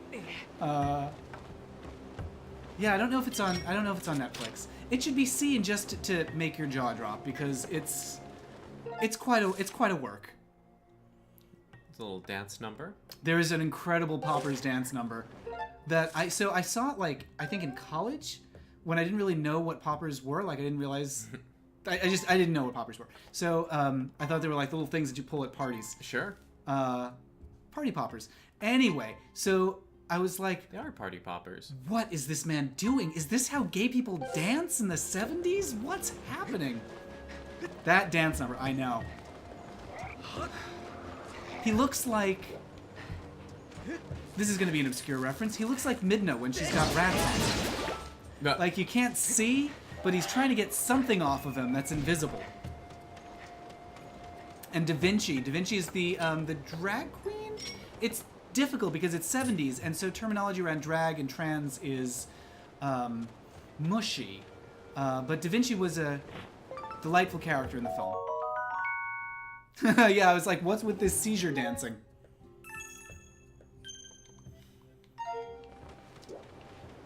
Sphere says 80. I can't believe it was 80. Oh, I can believe that. Isn't that like around the time Partners came out? Oh, Partners was a response to Cruising, I think. I think it was meant to be like a funny version of Cruising. So it was a cop. Oh. Yeah, so Partners is this like cop buddy movie with John Hurt. And I want to say some hunk, but I can't remember who he was. I don't know. Anyway, John Hurt plays a gay bureaucrat at the police station. Or not a bureaucrat, like a paper pusher at the police station. And some 80s hunk plays a cop who is assigned to catch a gay murderer, I think. And to make it look credible, they're teamed up together because the gay paper pusher knows how to be gay, and the hunk is hunky, and it's funny. Sure. I mean, it doesn't look like a terrible premise, but the movie itself, it's all in the execution. Blurg. That's what I say. Lurg. Ha! Cypher 2 says, I already had Leather Bar in my list. Yep. Oh, Cruising's not on Netflix, says Cypher Tier. Sphere says, I did a review of Cruising several years ago, so you can get the gist of it from one of Infinite Sphere's videos. If you want to post a link to that in the chat, go right ahead. Sphere says 80 was before the AIDS crisis really hit, so the sex before the AIDS crisis, the sex in Cruising is very casual and very explicit, not what we consider safe. Yeah, I guess it's interesting that there's that artifact of the casual sex culture that went away in the 80s. Or at least changed. Well, I mean, now. there certainly was a lot of sex, but it, very different now. Yeah. I guess the sex is the same. It's the culture that's different. Prep has changed things. Sure, but you don't have, like, I gotta go to the bathroom forest. and Well- or sneak through the underbrush in Central Park in order to find someone to have sex with. It's not like, oh, this is so forbidden. It's like, oh, I just gotta push a few buttons on my phone. Sure. It's also like you don't have to, but you might because it's fun.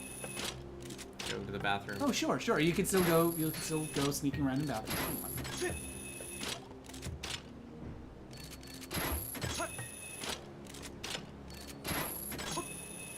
Oh, Goth Steampunk has posted a link to what people used for lube before the 20th century. Oh. And Infosphere just posted a review of cruising. So, yeah, go check that out. Open link. I'm looking at the lube thing first. Sure.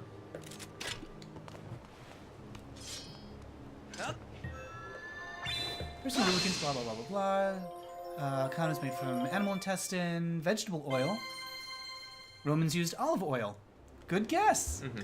Pliny, the great Roman thinker, suggests a mixture of olive oil, pigeon droppings, and wine. Pigeon droppings. What does that add? Why? What does that add? So, the olive oil on its own is fine. What is with the pigeon droppings And the wine? wine. I mean, whatever. The wine is whatever, but the pigeon, like, I mean, I guess that'll get you drunk faster.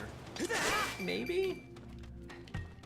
Olive oil kept its popularity through the 16th century, which incidentally is around the time the word dildo entered our vocabulary. Huh.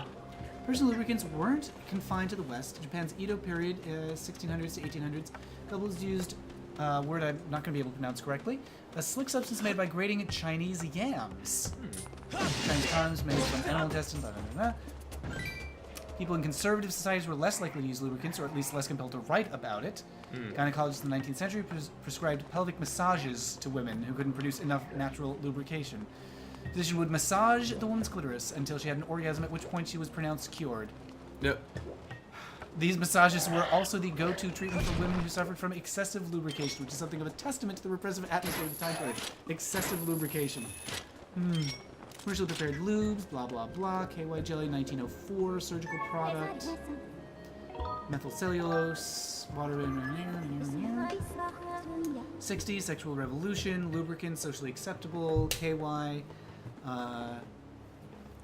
lubricant industry gained steam in the 90s and 2000s. Market now features hundreds of specially formulated products meant to please different types of users. Yeah,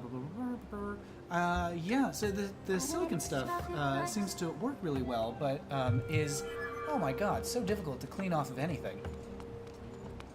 Yeah.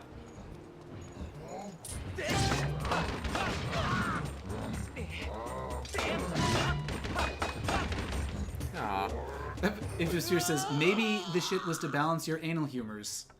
maybe. Literally shit. Yeah, it's really weird thinking about the history of hysteria. It's like they didn't quite know how female genitals worked, let alone female pleasure. And yeah, heaven forbid they ask a woman. Someone recently posted a link about sex ed that girls get and how it's often lacking in a lot of things. That doesn't shock me. I'm trying to think of, like, very little of what I learned in high school about female sexuality remains with me to this day. He doesn't care. No. I'm surprised he doesn't have any reaction at all. I'm also surprised he hasn't thrown his shield away yet. Usually when it gets that small, he throws it away. Weird. No, I hate everything.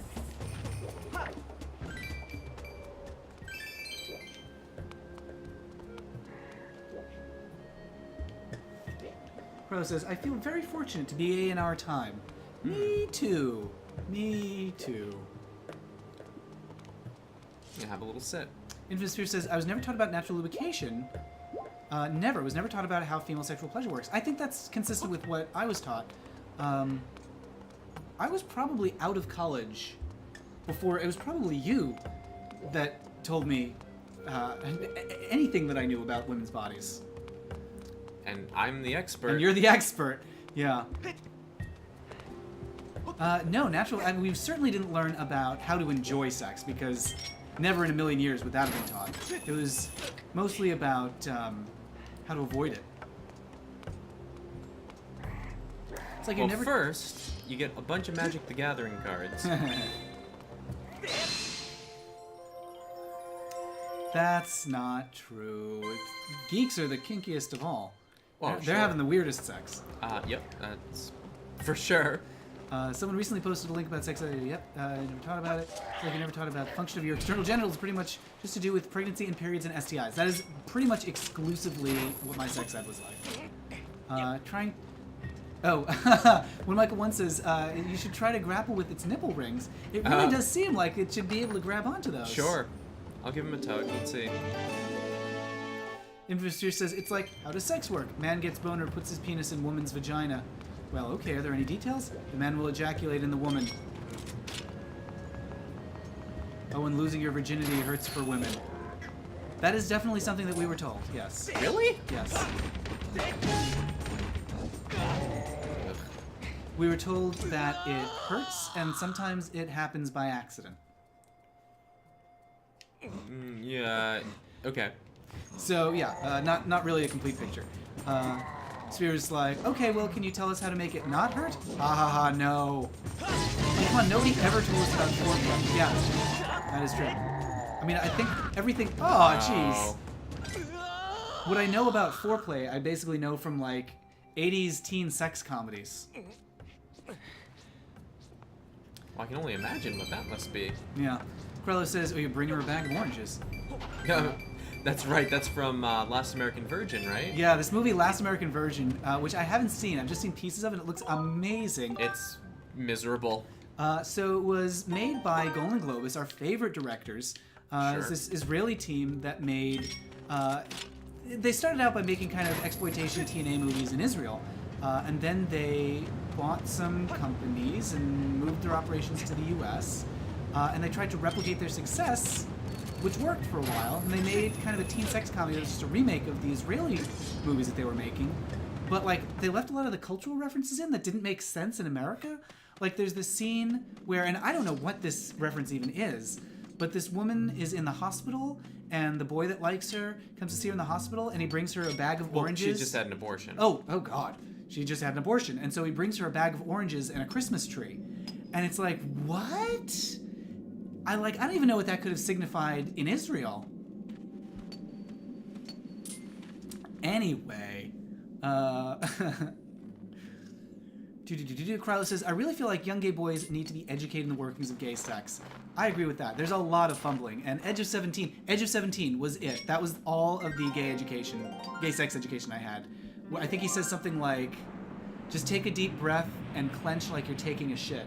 And that was my romantic sex education. It's not the worst advice. It's not the worst. Like, I've definitely heard worse, but it's not great. It's not what you want to be thinking about. That's true. Sphere and Krylo both were taught nothing about queer sex. I certainly wasn't either. Cypher says, I have a very Catholic mother, so sex ed was not part of my young adulthood. Sphere says, all of my more specific sex knowledge was stuff that I learned later. Gusty Punk said she didn't experience any pain. Sphere says, exactly, it doesn't have to hurt. Krylo says, my education was a mix of internet research and personal experience. Yeah, same for me. Sphere says, Last American Virgin. Yes. I was going to say... I mean, it's also a thing that I think a lot of people think is that gay sex in the bum has to hurt. Yeah. It does not. In fact, if it hurts, you're probably doing something wrong. Yeah, the pain is actually useful for don't do that or slow it down or take a break. And also, crucially, there doesn't have to be butt sex. Well, there doesn't have to be, but I mean, there's also this, I think, notion of, like, that often goes with comedies and things like that, like, oh, it's the most painful thing ever, and it's like... No, it's great. If it's, like, painful, you're doing something wrong. I mean, it can be uncomfortable for a time, but if it's actual pain, yeah, maybe stop and reevaluate what you're doing. Just, do some making out instead. Last American Virgin, I want to see it too. Did you see Electric Boogaloo? Yes, that's where we saw all that stuff. The traditional post-abortion gifts. So weird. I'm sure I'll be awful at sex as Infosphere, but at least I have a reasonable amount of information about it. Yeah, you just, everyone fumbles. It's all about, like, having fun and finding the ways that you fit together. And yes, Cypher, I am the worst at catching the bugs with the net. They just, they nope out frequently. It's pretty commonly, Sphere says, it's pretty commonly perpetuated the idea that being penetrated hurts for women or for men. Yeah, and you know, what simultaneously like turns my stomach and also makes me angry is like prison rape jokes. Not funny and awful on so many levels. I don't think I've ever seen, like, I'm not going to say that it's impossible that there could someday be a funny prison rape joke, but boy, oh boy, I can't imagine what it would be. We've heard a lot, and they haven't found one yet. Tears says, it's been ages since I saw Electric Boogaloo.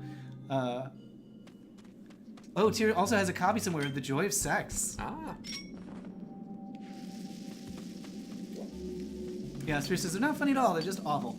Krylo says, I saw stars and transcended time and space. My first time bottoming was amazing. Yeah. That's wonderful.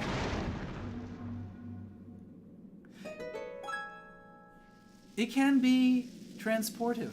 Yeah.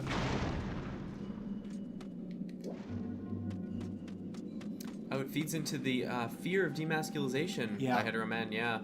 Absolutely. That's exactly what it is.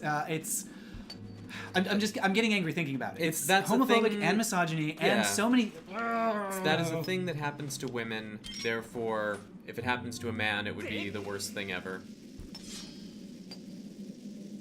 Disregarding the fact that women frequently like it. Steampunk says, Joy of Sex is that a Bob Ross porno? Yep. Siri says, yeah, I have a video thing called Trigger Warning Trilogy. Oh boy. Did you... That's right, you have a sweater that says Trigger Warning, right? Yep. That you knit a sweater that says Trigger Warning. Yep. Cypher Tier says, I subbed to your channel. Yay! Yay. It is great. Yeah, everyone subbed to Infamous YouTube channel because she does really great work.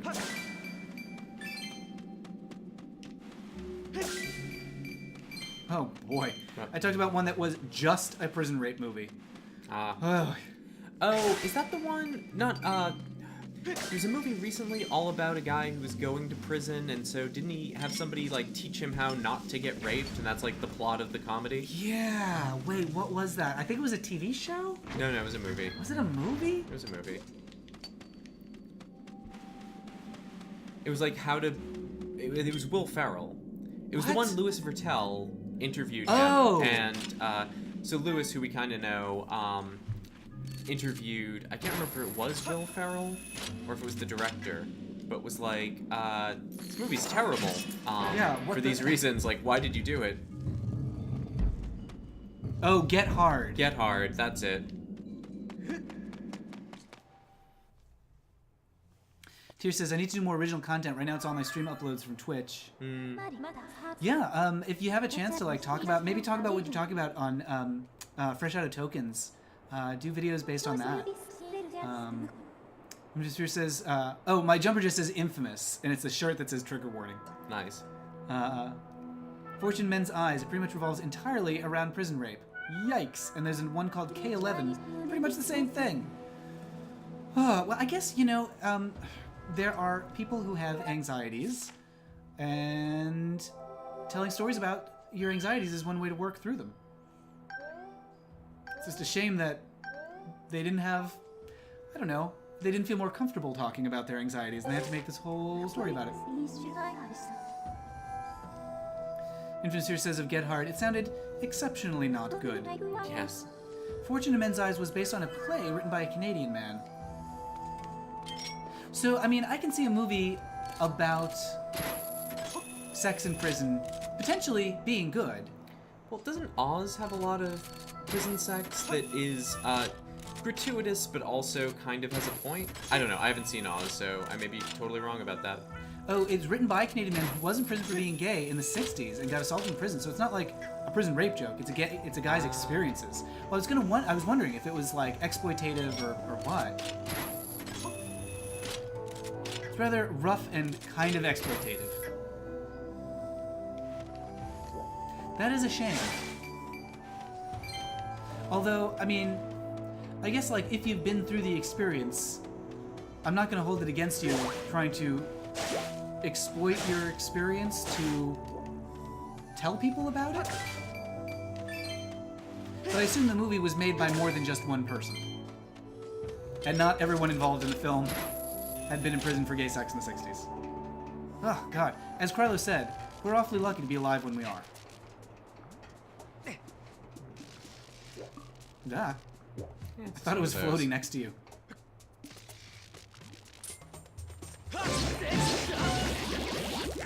Oh, it constituted itself. It did.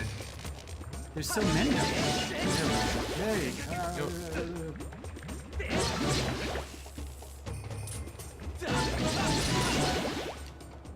It's like the reverse version of those games where you have to slide tiles around and double things up in multiples of each other. No. Sal Mineo starred in the theatrical version. Wow. Okay, interesting. Interesting movie, but not for everyone. Oh man, I would love to have seen Sal Mineo in that. That must have been... There are characters in the movie who represent the playwright's experiences. I mean, it's just a very rapey movie, but it's not a rape joke or just a one-dimensional stereotype thing.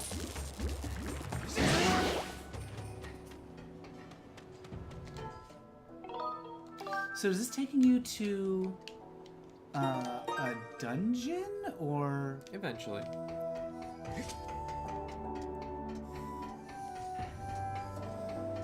He has a pirate hat. He does. They all have pirate hats. Have you not noticed?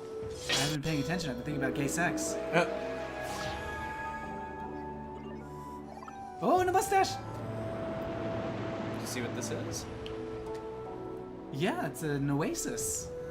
Not exactly. So this used to be an ocean before it was a desert. No, it's the King of the Red Lions? Kind of. Kind of. So you're in a little bubble of back in timey time.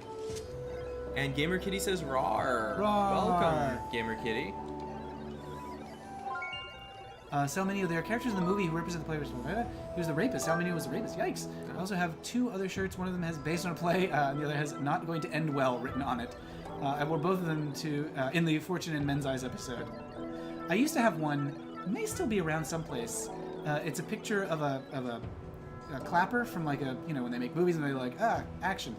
I was a film major. And it says on it, the book was better. Very snobby of me, but oh well.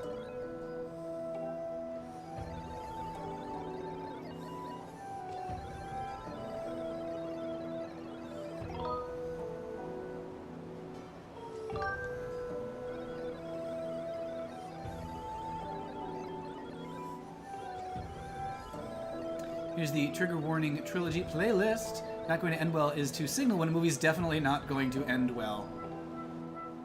Like so many films.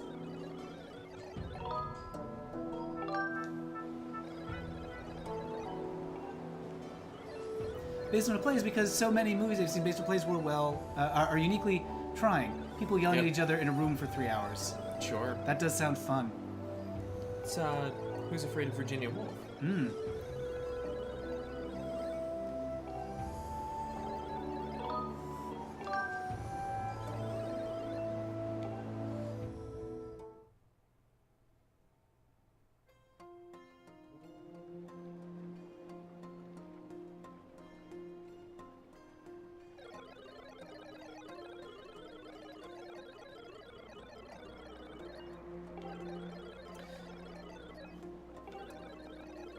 Sphere says, not going to end well means not the ending will be crappy, but it's not going to, these characters will have a horrible time, like The Lion in Winter, which I don't think we've seen. Have we seen that? That's Katharine Hepburn, right? I've seen it. I have not seen it. It makes no sense. It says, where Timothy Dalton has sex with Anthony Hopkins for 2 years, and boy, are his arms tired. And hates every minute of it. Continues just so he can tell Peter O'Toole, Anthony Hopkins' dad, about it. It's highly motivated. Cypher asks, did we get Division? Not yet. Not yet, no. I'm not sure. I don't love the Tom Clancy games, and I've heard it's basically Destiny by way of Tom Clancy. And if I'm going to play Destiny, I think I'm just going to play Destiny. I prefer aliens and fantasy environments to... military guys in military gear. I actually have had a lot of confusion because I keep confusing Division and Destiny when people are talking about it, and I'm like, wait, what? Did I misunderstand what this game is? See how we're transporting a time This is bubble with wonderful. us? I love this.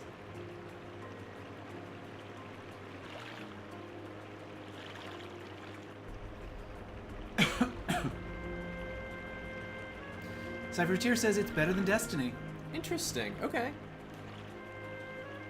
We should give it a shot.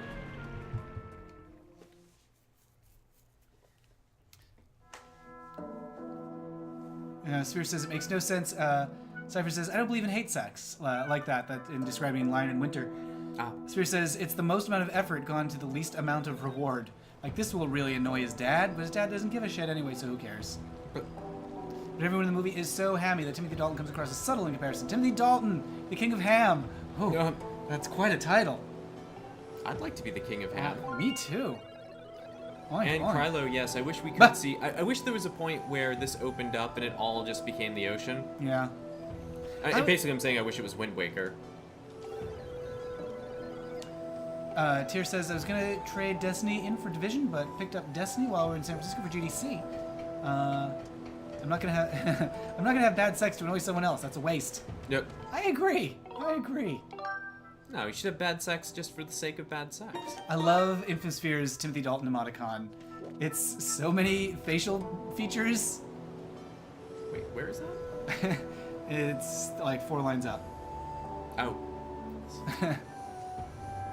Carla says it could be Wind Waker Mini. It could be. That's right, you kind of zip line back down this way. What are you looking for? That enemy, it's the first time we've seen one of those guys. See I guess you're right, yeah. Can I poke you? You don't care. Alright, you want to be bombed? Fine.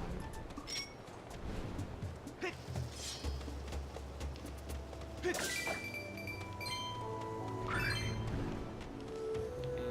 oh. I was gonna pick that bomb up, but it's on a cactus.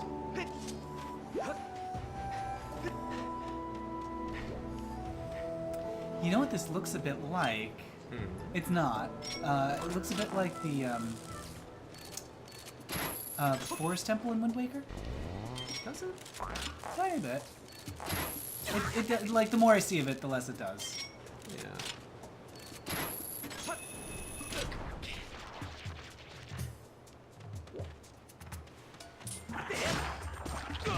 Oh. Who says, I love Timothy Dalton ever since I saw him in a really terrible adaptation of Jane Eyre, which I call the gay Rochester version, because Dalton as Rochester comes across as exceptionally gay in it. Carlos says, I like Timothy Dalton in Hot Fuzz, which we haven't seen. Huh. He's more chemistry with his brother-in-law than he has with Jane. It's just so bad. It's amazing. I thought you were going to say Dragon Roost Island. Oh, maybe a little bit, like a little piece of Dragon Roost.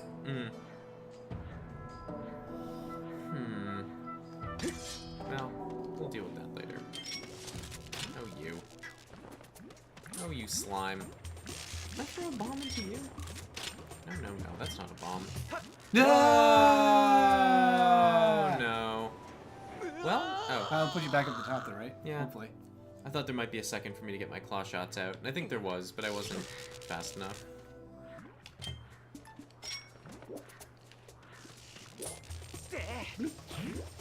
Oh, yeah. Well, what's it gonna... Oh. Nothing.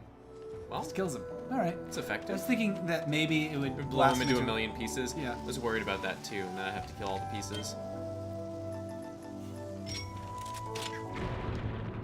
Do. No. Nope. Okay. Half secret. Yeah, I am curious about the Division. Tanya, if you think it's worth it, I might check it out. I've never liked a Tom Clancy game, but I'm willing to like one.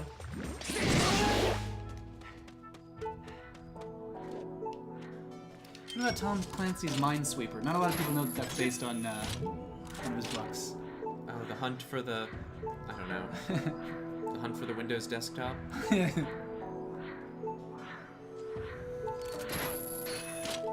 And Tom Clancy's Solitaire. It was a masterstroke. How he, at the end of the novel, all the cards bounce. It's amazing. Sphere says, Kitties, I probably should run. Gotta paint a picture of someone's work colleague as a Coke Zero themed superhero because reasons. Oh. That is exciting.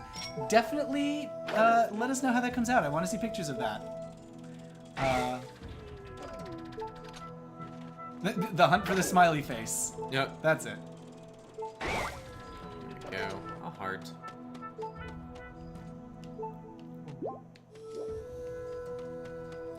Let's do a little digging.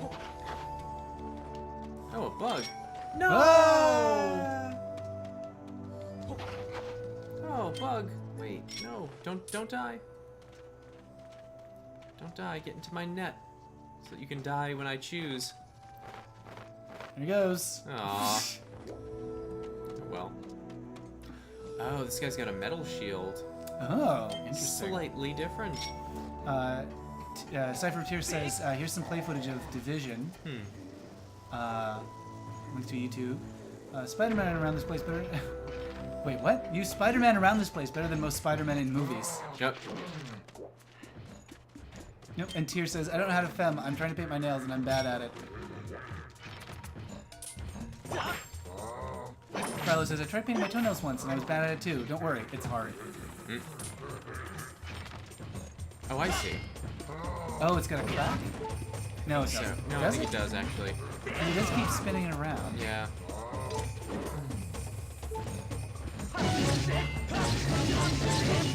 Ah, oh, wow. Oh. I'm just trying to look at his butt. I really am.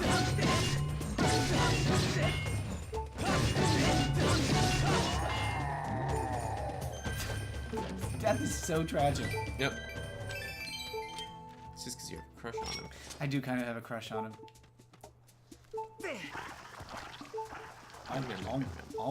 Oh, what have I got here? This is delicious! Oh, that's right. You can claw shot to vines.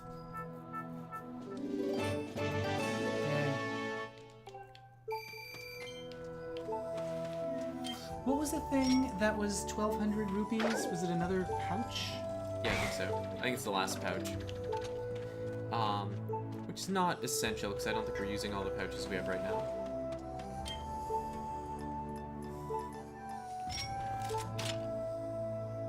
Tear says, I'm just trying to do my fingernails. I don't even try to do my toenails myself. I think fingernails might be harder, especially when you are doing the hand that you're not handed hand.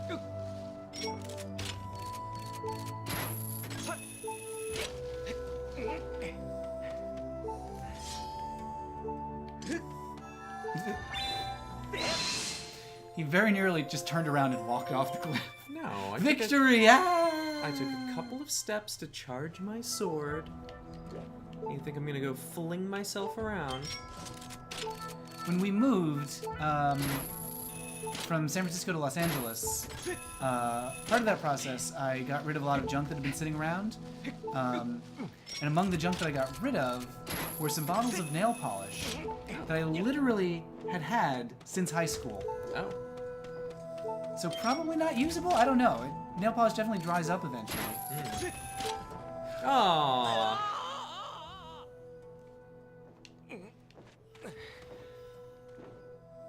I was presumptuous. I thought that had caught. But it had not. Lurk, just thinking about this has reminded me of that awful feeling when you, after your nails are painted, when you strip all the nail polish off because it's starting to chip and your nails just feel weird. What is this? Oh, it's a whip thing. Yeah. Aww. Did I lose a heart for that? No. So it's fine. Aww. Lose a heart, get a heart. Your shield Oh broke! no! I had a wooden shield on when I got hit with fire. Oh, that's right. I want a whip. I forgot how to defeat you, birdie. Well, we've had a lot of tragedies.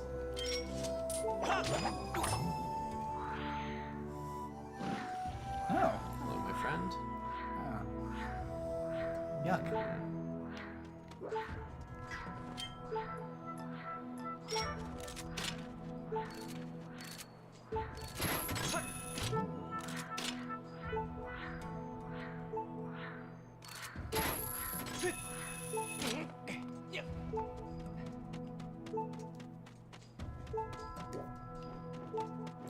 Oh, dragonflies. So I assume this is where you play a little song. Maybe. No. I don't know if this is a song place. We can try. Well, I assumed like it taught you a song, and I thought that this is where you go to play it. It didn't teach me a song. It taught me a Oh, song. way back, the goddess, the Nutcracker goddess, taught you a song. Oh.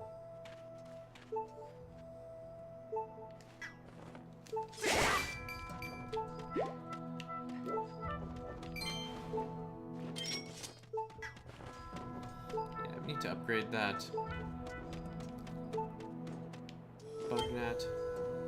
It's so frustrating. Oh. How? Yay! Is there a bomb that you can carry over? Maybe. Can you whip the plant? I'm not gonna be able to whip from this far. I don't think. Nah. Pal's back. Had to go do something. Sphere says, a place to call home. James got aversion therapy, an ECT, while I was desperately hoping that they'd let him go so he could be the perfect, precious gay self. The weird thing is the aversion therapy... Oh, wait. Those are old comments that have somehow come back. Are they? Yeah, I'm pretty sure. Okay. Weird. I think I remember Sphere saying that the aversion therapy seems to have worked earlier in the chat.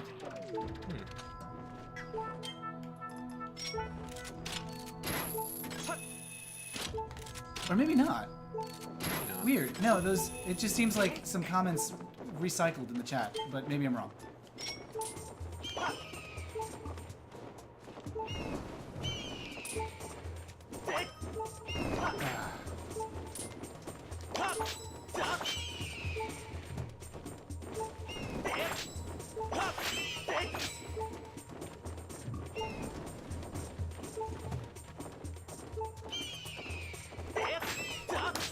Oh, weird. I don't know. Are these birds different in some way? I don't think so.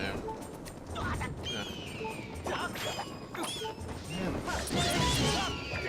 Maybe leave a heart? Maybe? Nah. Okay. Oh boy.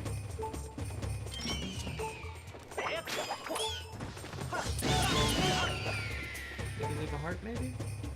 Hearts would be nice. No. No. Okay. Oh, it's a whole treasure chest over there. A heart. No, but I have to physically go get it. Instead of Or the. Okay. the bugs would take too long.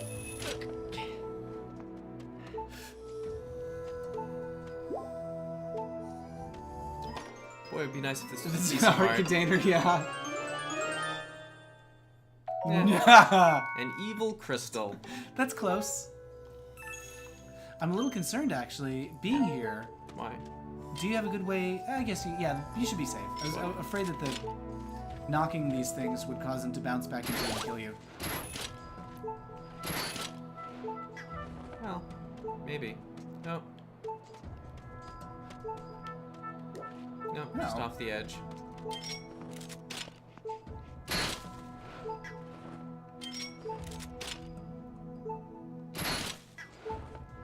Nothing. Okay.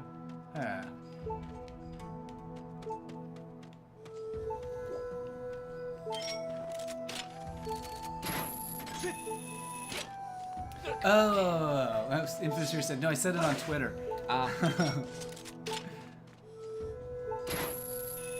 Carlos says, if it's permanent, maybe the aversion therapy on the show seems to have worked, which it's really is not supposed to have done.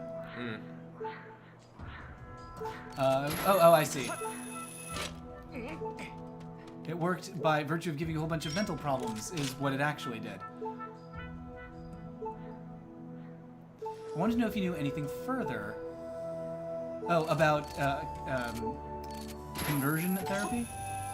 Aversion therapy didn't work at all, but maybe it does. Aversion therapy can... Here's the thing, is it doesn't do what we would consider working, it often has effects, and sometimes those effects align in some way with a desired outcome, but generally the negative impacts outweigh the benefits. Particularly when it comes to sexuality. It really does not work when it comes to sexuality. At best, it will just give you other problems to focus on instead.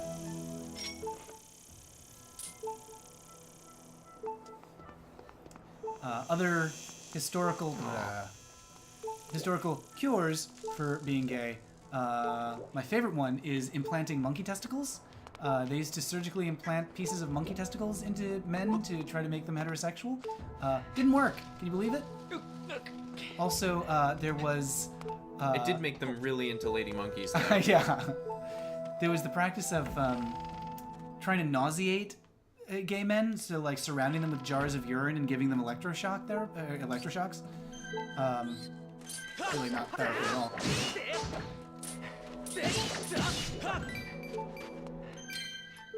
And then there was another... yeah, and for women, the cure for lesbians was often doctors would just tell them to ride a bicycle.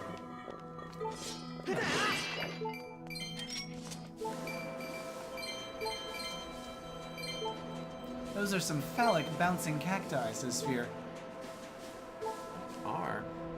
Yeah, I mean, if it works, quote unquote, by making you feel like shit and feel really depressed, yeah, it works at traumatizing people.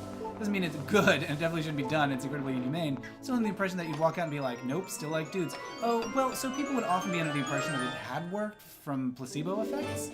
So, there's that.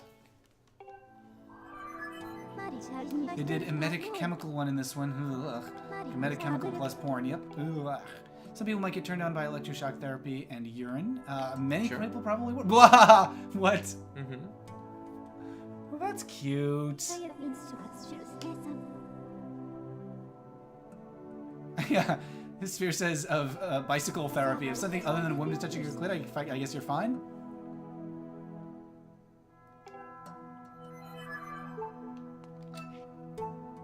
And Sphere says, also, it's not like monkeys are completely straight.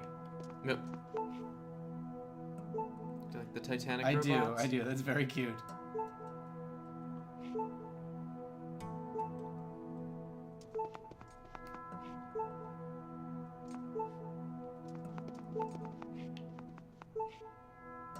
I wonder if this mural of sea charts around the walls corresponds to anything in the actual Zelda world. Not Skyward Sword necessarily. Oh, look at the sky fresco with the winged or the propeller fish. That's pretty great. Some butterflies. Oh my god! Sky whale? Oh my god! The whale plane! Oh my god, the whale plane! That is amazing. This looks a bit like there's a room at in Disneyland. VIPs, like celebrities or people who win contests, can stay there because there's like a hotel room basically. It's like in Disneyland in the French Quarter part. It's like behind Pirates of the Caribbean. You have to have like a special key to get in. You go through a special elevator that's hidden in a tree. And this looks a bit like that. Less dusty. Infosphere says bonobos are totally unstraight. That is true.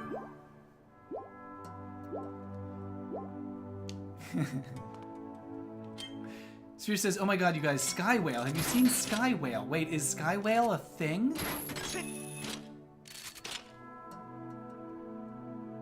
A bug infestation in the upper levels of the house. How do I get to the upper levels? Maybe I have to go up and into the chimney or something? Crowley says, Matt, like with the sparkly wall. Yes. Well, there's a sparkly ceiling in the bathroom. So like you're sitting in this tub and you're like, it's like a palace. So looks like something from a Disney movie because it's in Disneyland. And there are these beautiful tiled designs all around you in the tub. And the water, like there's this waterfall coming out of the wall. And then the ceiling, when you turn the lights out, the ceiling is these fiber optic little stars that twinkle above you. And when you watch them for long enough, occasionally hidden Mickeys will appear in the stars. It's just beautiful. Oh my god, beautiful. This is the Sky Whale. She was commissioned by our local government to commemorate our 2013 centenary of Canberra celebrations. There's a lot of different ways of pronouncing C's in that phrase. What? Yep. Fuck, that's amazing! Okay. Is that connected to Canberra in some way? Like, does Canberra have a history of magical sea mammals? Oh my god. And Crowley says, Sky Whale equals windfish. Windfish is from Link's Awakening. It is. Yeah, she's basically a Pokemon. That Sky Whale. Oh my god. Crowley says, yes, I want to stay in that room. Oh my god, Sky Whale is amazing. I can't believe I've never seen this before. It's got kind of like a turkey tail. Yep. And Cypher of Tears' nails are done at typing on tips of fingers. Oh. I just can't look away from this thing.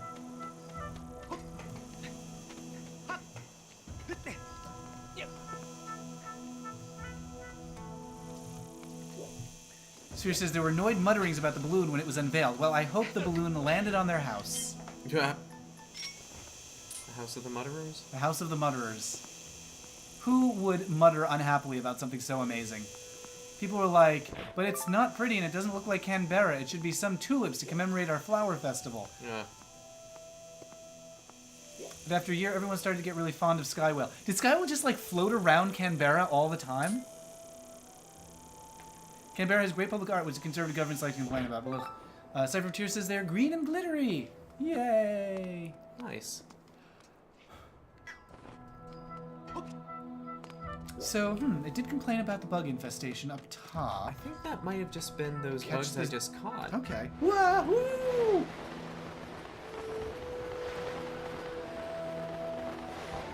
So what's your objective now? Get back to the boat. Ah. Oh, I may have missed my chance to get the zip line. I could have just zip lined down. The electric, and not. Patricia Piccinini is a really cool artist. I'll find you some links.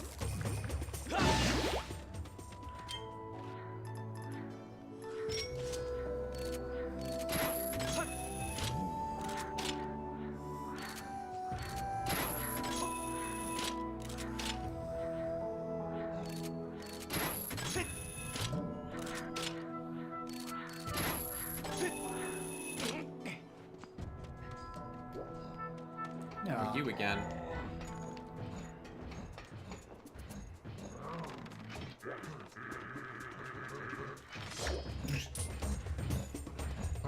Yeah. You took too many of my hearts last time. We were in love. Take another little piece of my heart. That's the song.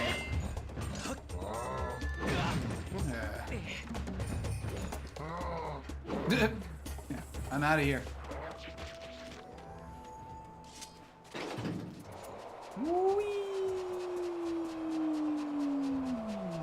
There's a treasure chest back there, but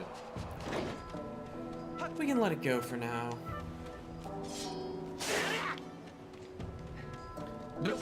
Sphere says, they say Canberra was a good sheep paddock spoiled. That sheep's body is ready. Yeah. There's a sculpture called Ainsley's Sheep. Oh, what is happening? What is happening in this picture? My goodness. That sheep, it is ready. I'm stunned by this. That is graphic. The other sheep is like, I don't know about this. Either that or it's about to take a running jump.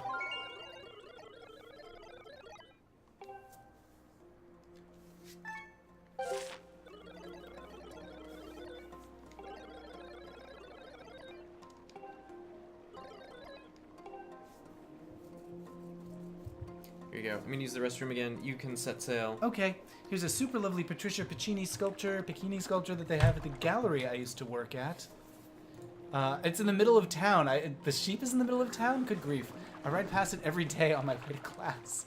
My god. Oh my goodness. And this Vespa one with the snails. I love. That is amazing. Okay. I like that. I approve. I don't know where I'm going. Oh, to the X. It marks a spot. Da da da da da da da da da. Da da da da da da da da.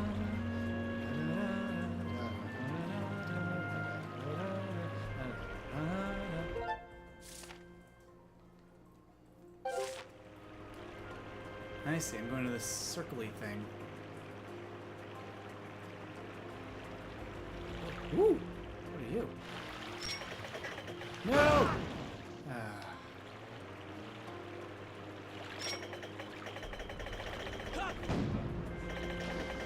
I know that now.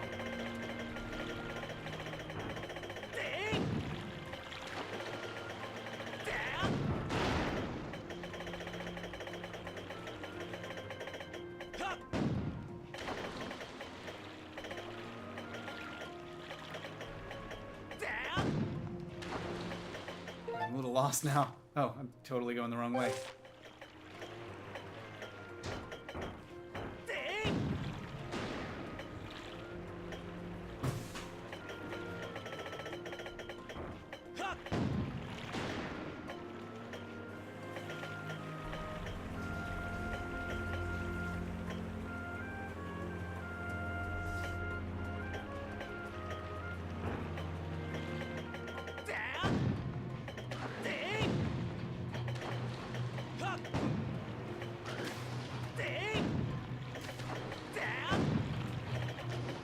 You guys, knock it off.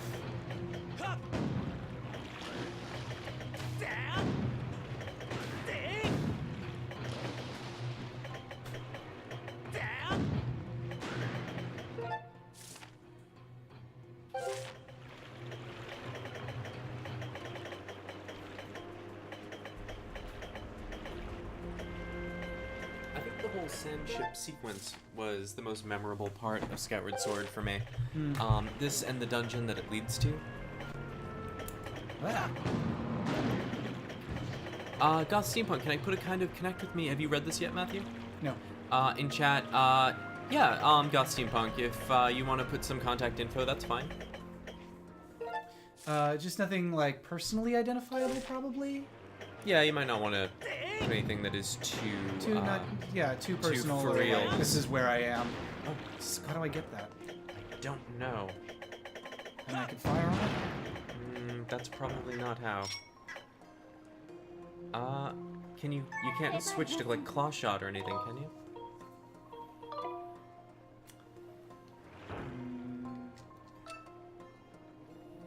That's gone anyway. Yeah, I don't know if there's any way to get out of the boat unless you're at a dock. There's not enough water. Oh, I need to keep going this way. Yeah. That's a dock. I think you can just dock there. Aha!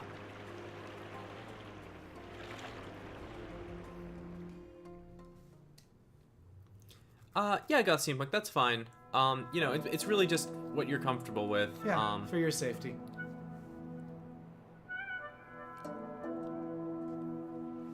Pal is back. Welcome back, pal. Speaking of which, I should get going. Should you? Yeah, so Robbie Turner's showing some drag race tonight, and I was going to go see some Robbie Turner drag race since it's Snatch Game. Ah. Weep. I'm going to put this in your capable hands. Capable. Capable. See about that. Marginally capable. Oops.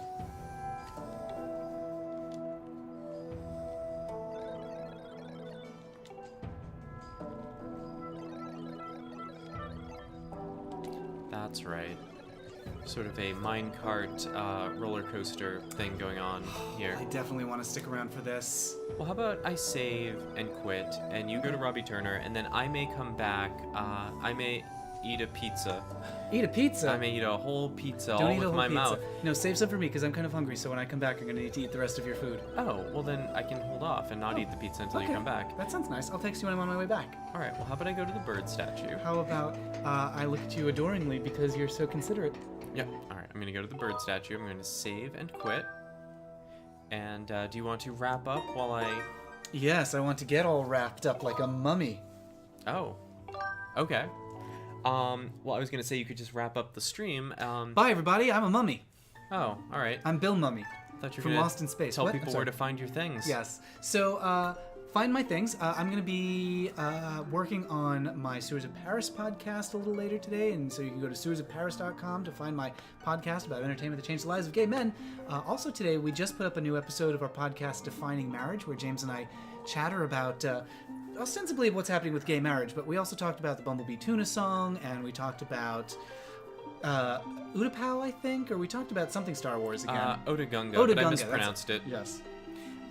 We talked about Meatloaf. Wouldn't be an episode if we didn't talk about Meatloaf in some capacity. The singer, not the food. We talked about how Florida just legalized gay marriage like a year after the Supreme Court did it for them, but the state just got around to being like, oh, all right, I guess. Anyway, so you can find that at definingmarriage.com and look for the podcast because we've got a new episode up today. Of course, I would love to hear from you on Twitter. I'm at twitter.com/MattBaum. Cypher of Tyr has wisely suggested that we link to it, which we probably That is should. a good idea. We usually just mumble about it. Let's see. Okay. Well, I'm gonna, link to the episode, yes. Yeah, well, yeah. And So- delightfully, Kate Kendall, who's the executive director of the National Center for Lesbian Rights, retweeted my tweet about this episode. So we may have a lot of very serious nonprofit people listening to this episode. Oh, dear. It's exciting to me. So here is Defining Marriage. Yeah, so here are the most recent episodes. You want young men foaming for gay marriage in the Florida heat? That's the most recent episode. Maybe you want that. The one at the I top. don't know. And And if you want a real podcast that isn't all nonsense, here's Matthew's other one. there's some nonsense. Yay! Yeah, and of course, chat at me on Twitter anytime you want. I'll probably be, when you're up with Gator, be up from the show very soon. We've been talking about that today. So we're going to be at HavenCon in Austin on April 22nd, and we want to have the David Gator episode out before then. So probably that week, maybe the 21st? I think that sounds reasonable. Yeah. So keep an eye out for that. It's going to be pretty great. Yay! Yay. Yeah, and I'm trying to think if there's anything else we want to tell people. You'll be at Avoid Star RuPaul's Drag Race tonight. Yes, I'll be at RuPaul's Drag Race. You can follow me on Twitter. I'll tweet a little bit from the Drag Race thing, let you know how it's going if you want to follow along. And I think that's it for us for now. For now, I'll probably be back playing most likely Xenoblade Chronicles in a bit. So if you have any interest in that, do keep an eye on the stream to see when it's back up. And if not, we'll see you tomorrow for Skyward Sword. All right, tomorrow for more Skyward Sword, going into the shipbuilding facility with roller coasters and mine carts and that sort of thing. Oh, and Cypher Tears says if the Gator episode is up early enough, I can listen to my flight to PAX East. I'll try to make sure that it is. Try to get them up Yay. at midnight. Yep. Doesn't always happen. Almost always happens. I'm Almost usually always. pretty good about that one. Yeah, that's true. Yes. Okay. Thanks for watching, everybody. We'll see you later. All right. Goodbye. Toodaloo. Oh, wait. We're saying your goodbye, mouse is but the backwards. mouse is like in a million Oh cables no, it's the right awkward now. thing where you say goodbye and then you're both walking the same direction. Yeah. Oh, Cypher of Tyr is streaming tomorrow, then birthday dinner. So Oh, yeah, everybody follow yes. Cypher of Tyr as well. Yes. Cypher of Tyr is fantastic. She does a lot of Dragon Age Inquisition, and she's all around awesome. Among other things, Yeah, yes. follow Cypher of Tyr, everybody, and see ya. Farewell.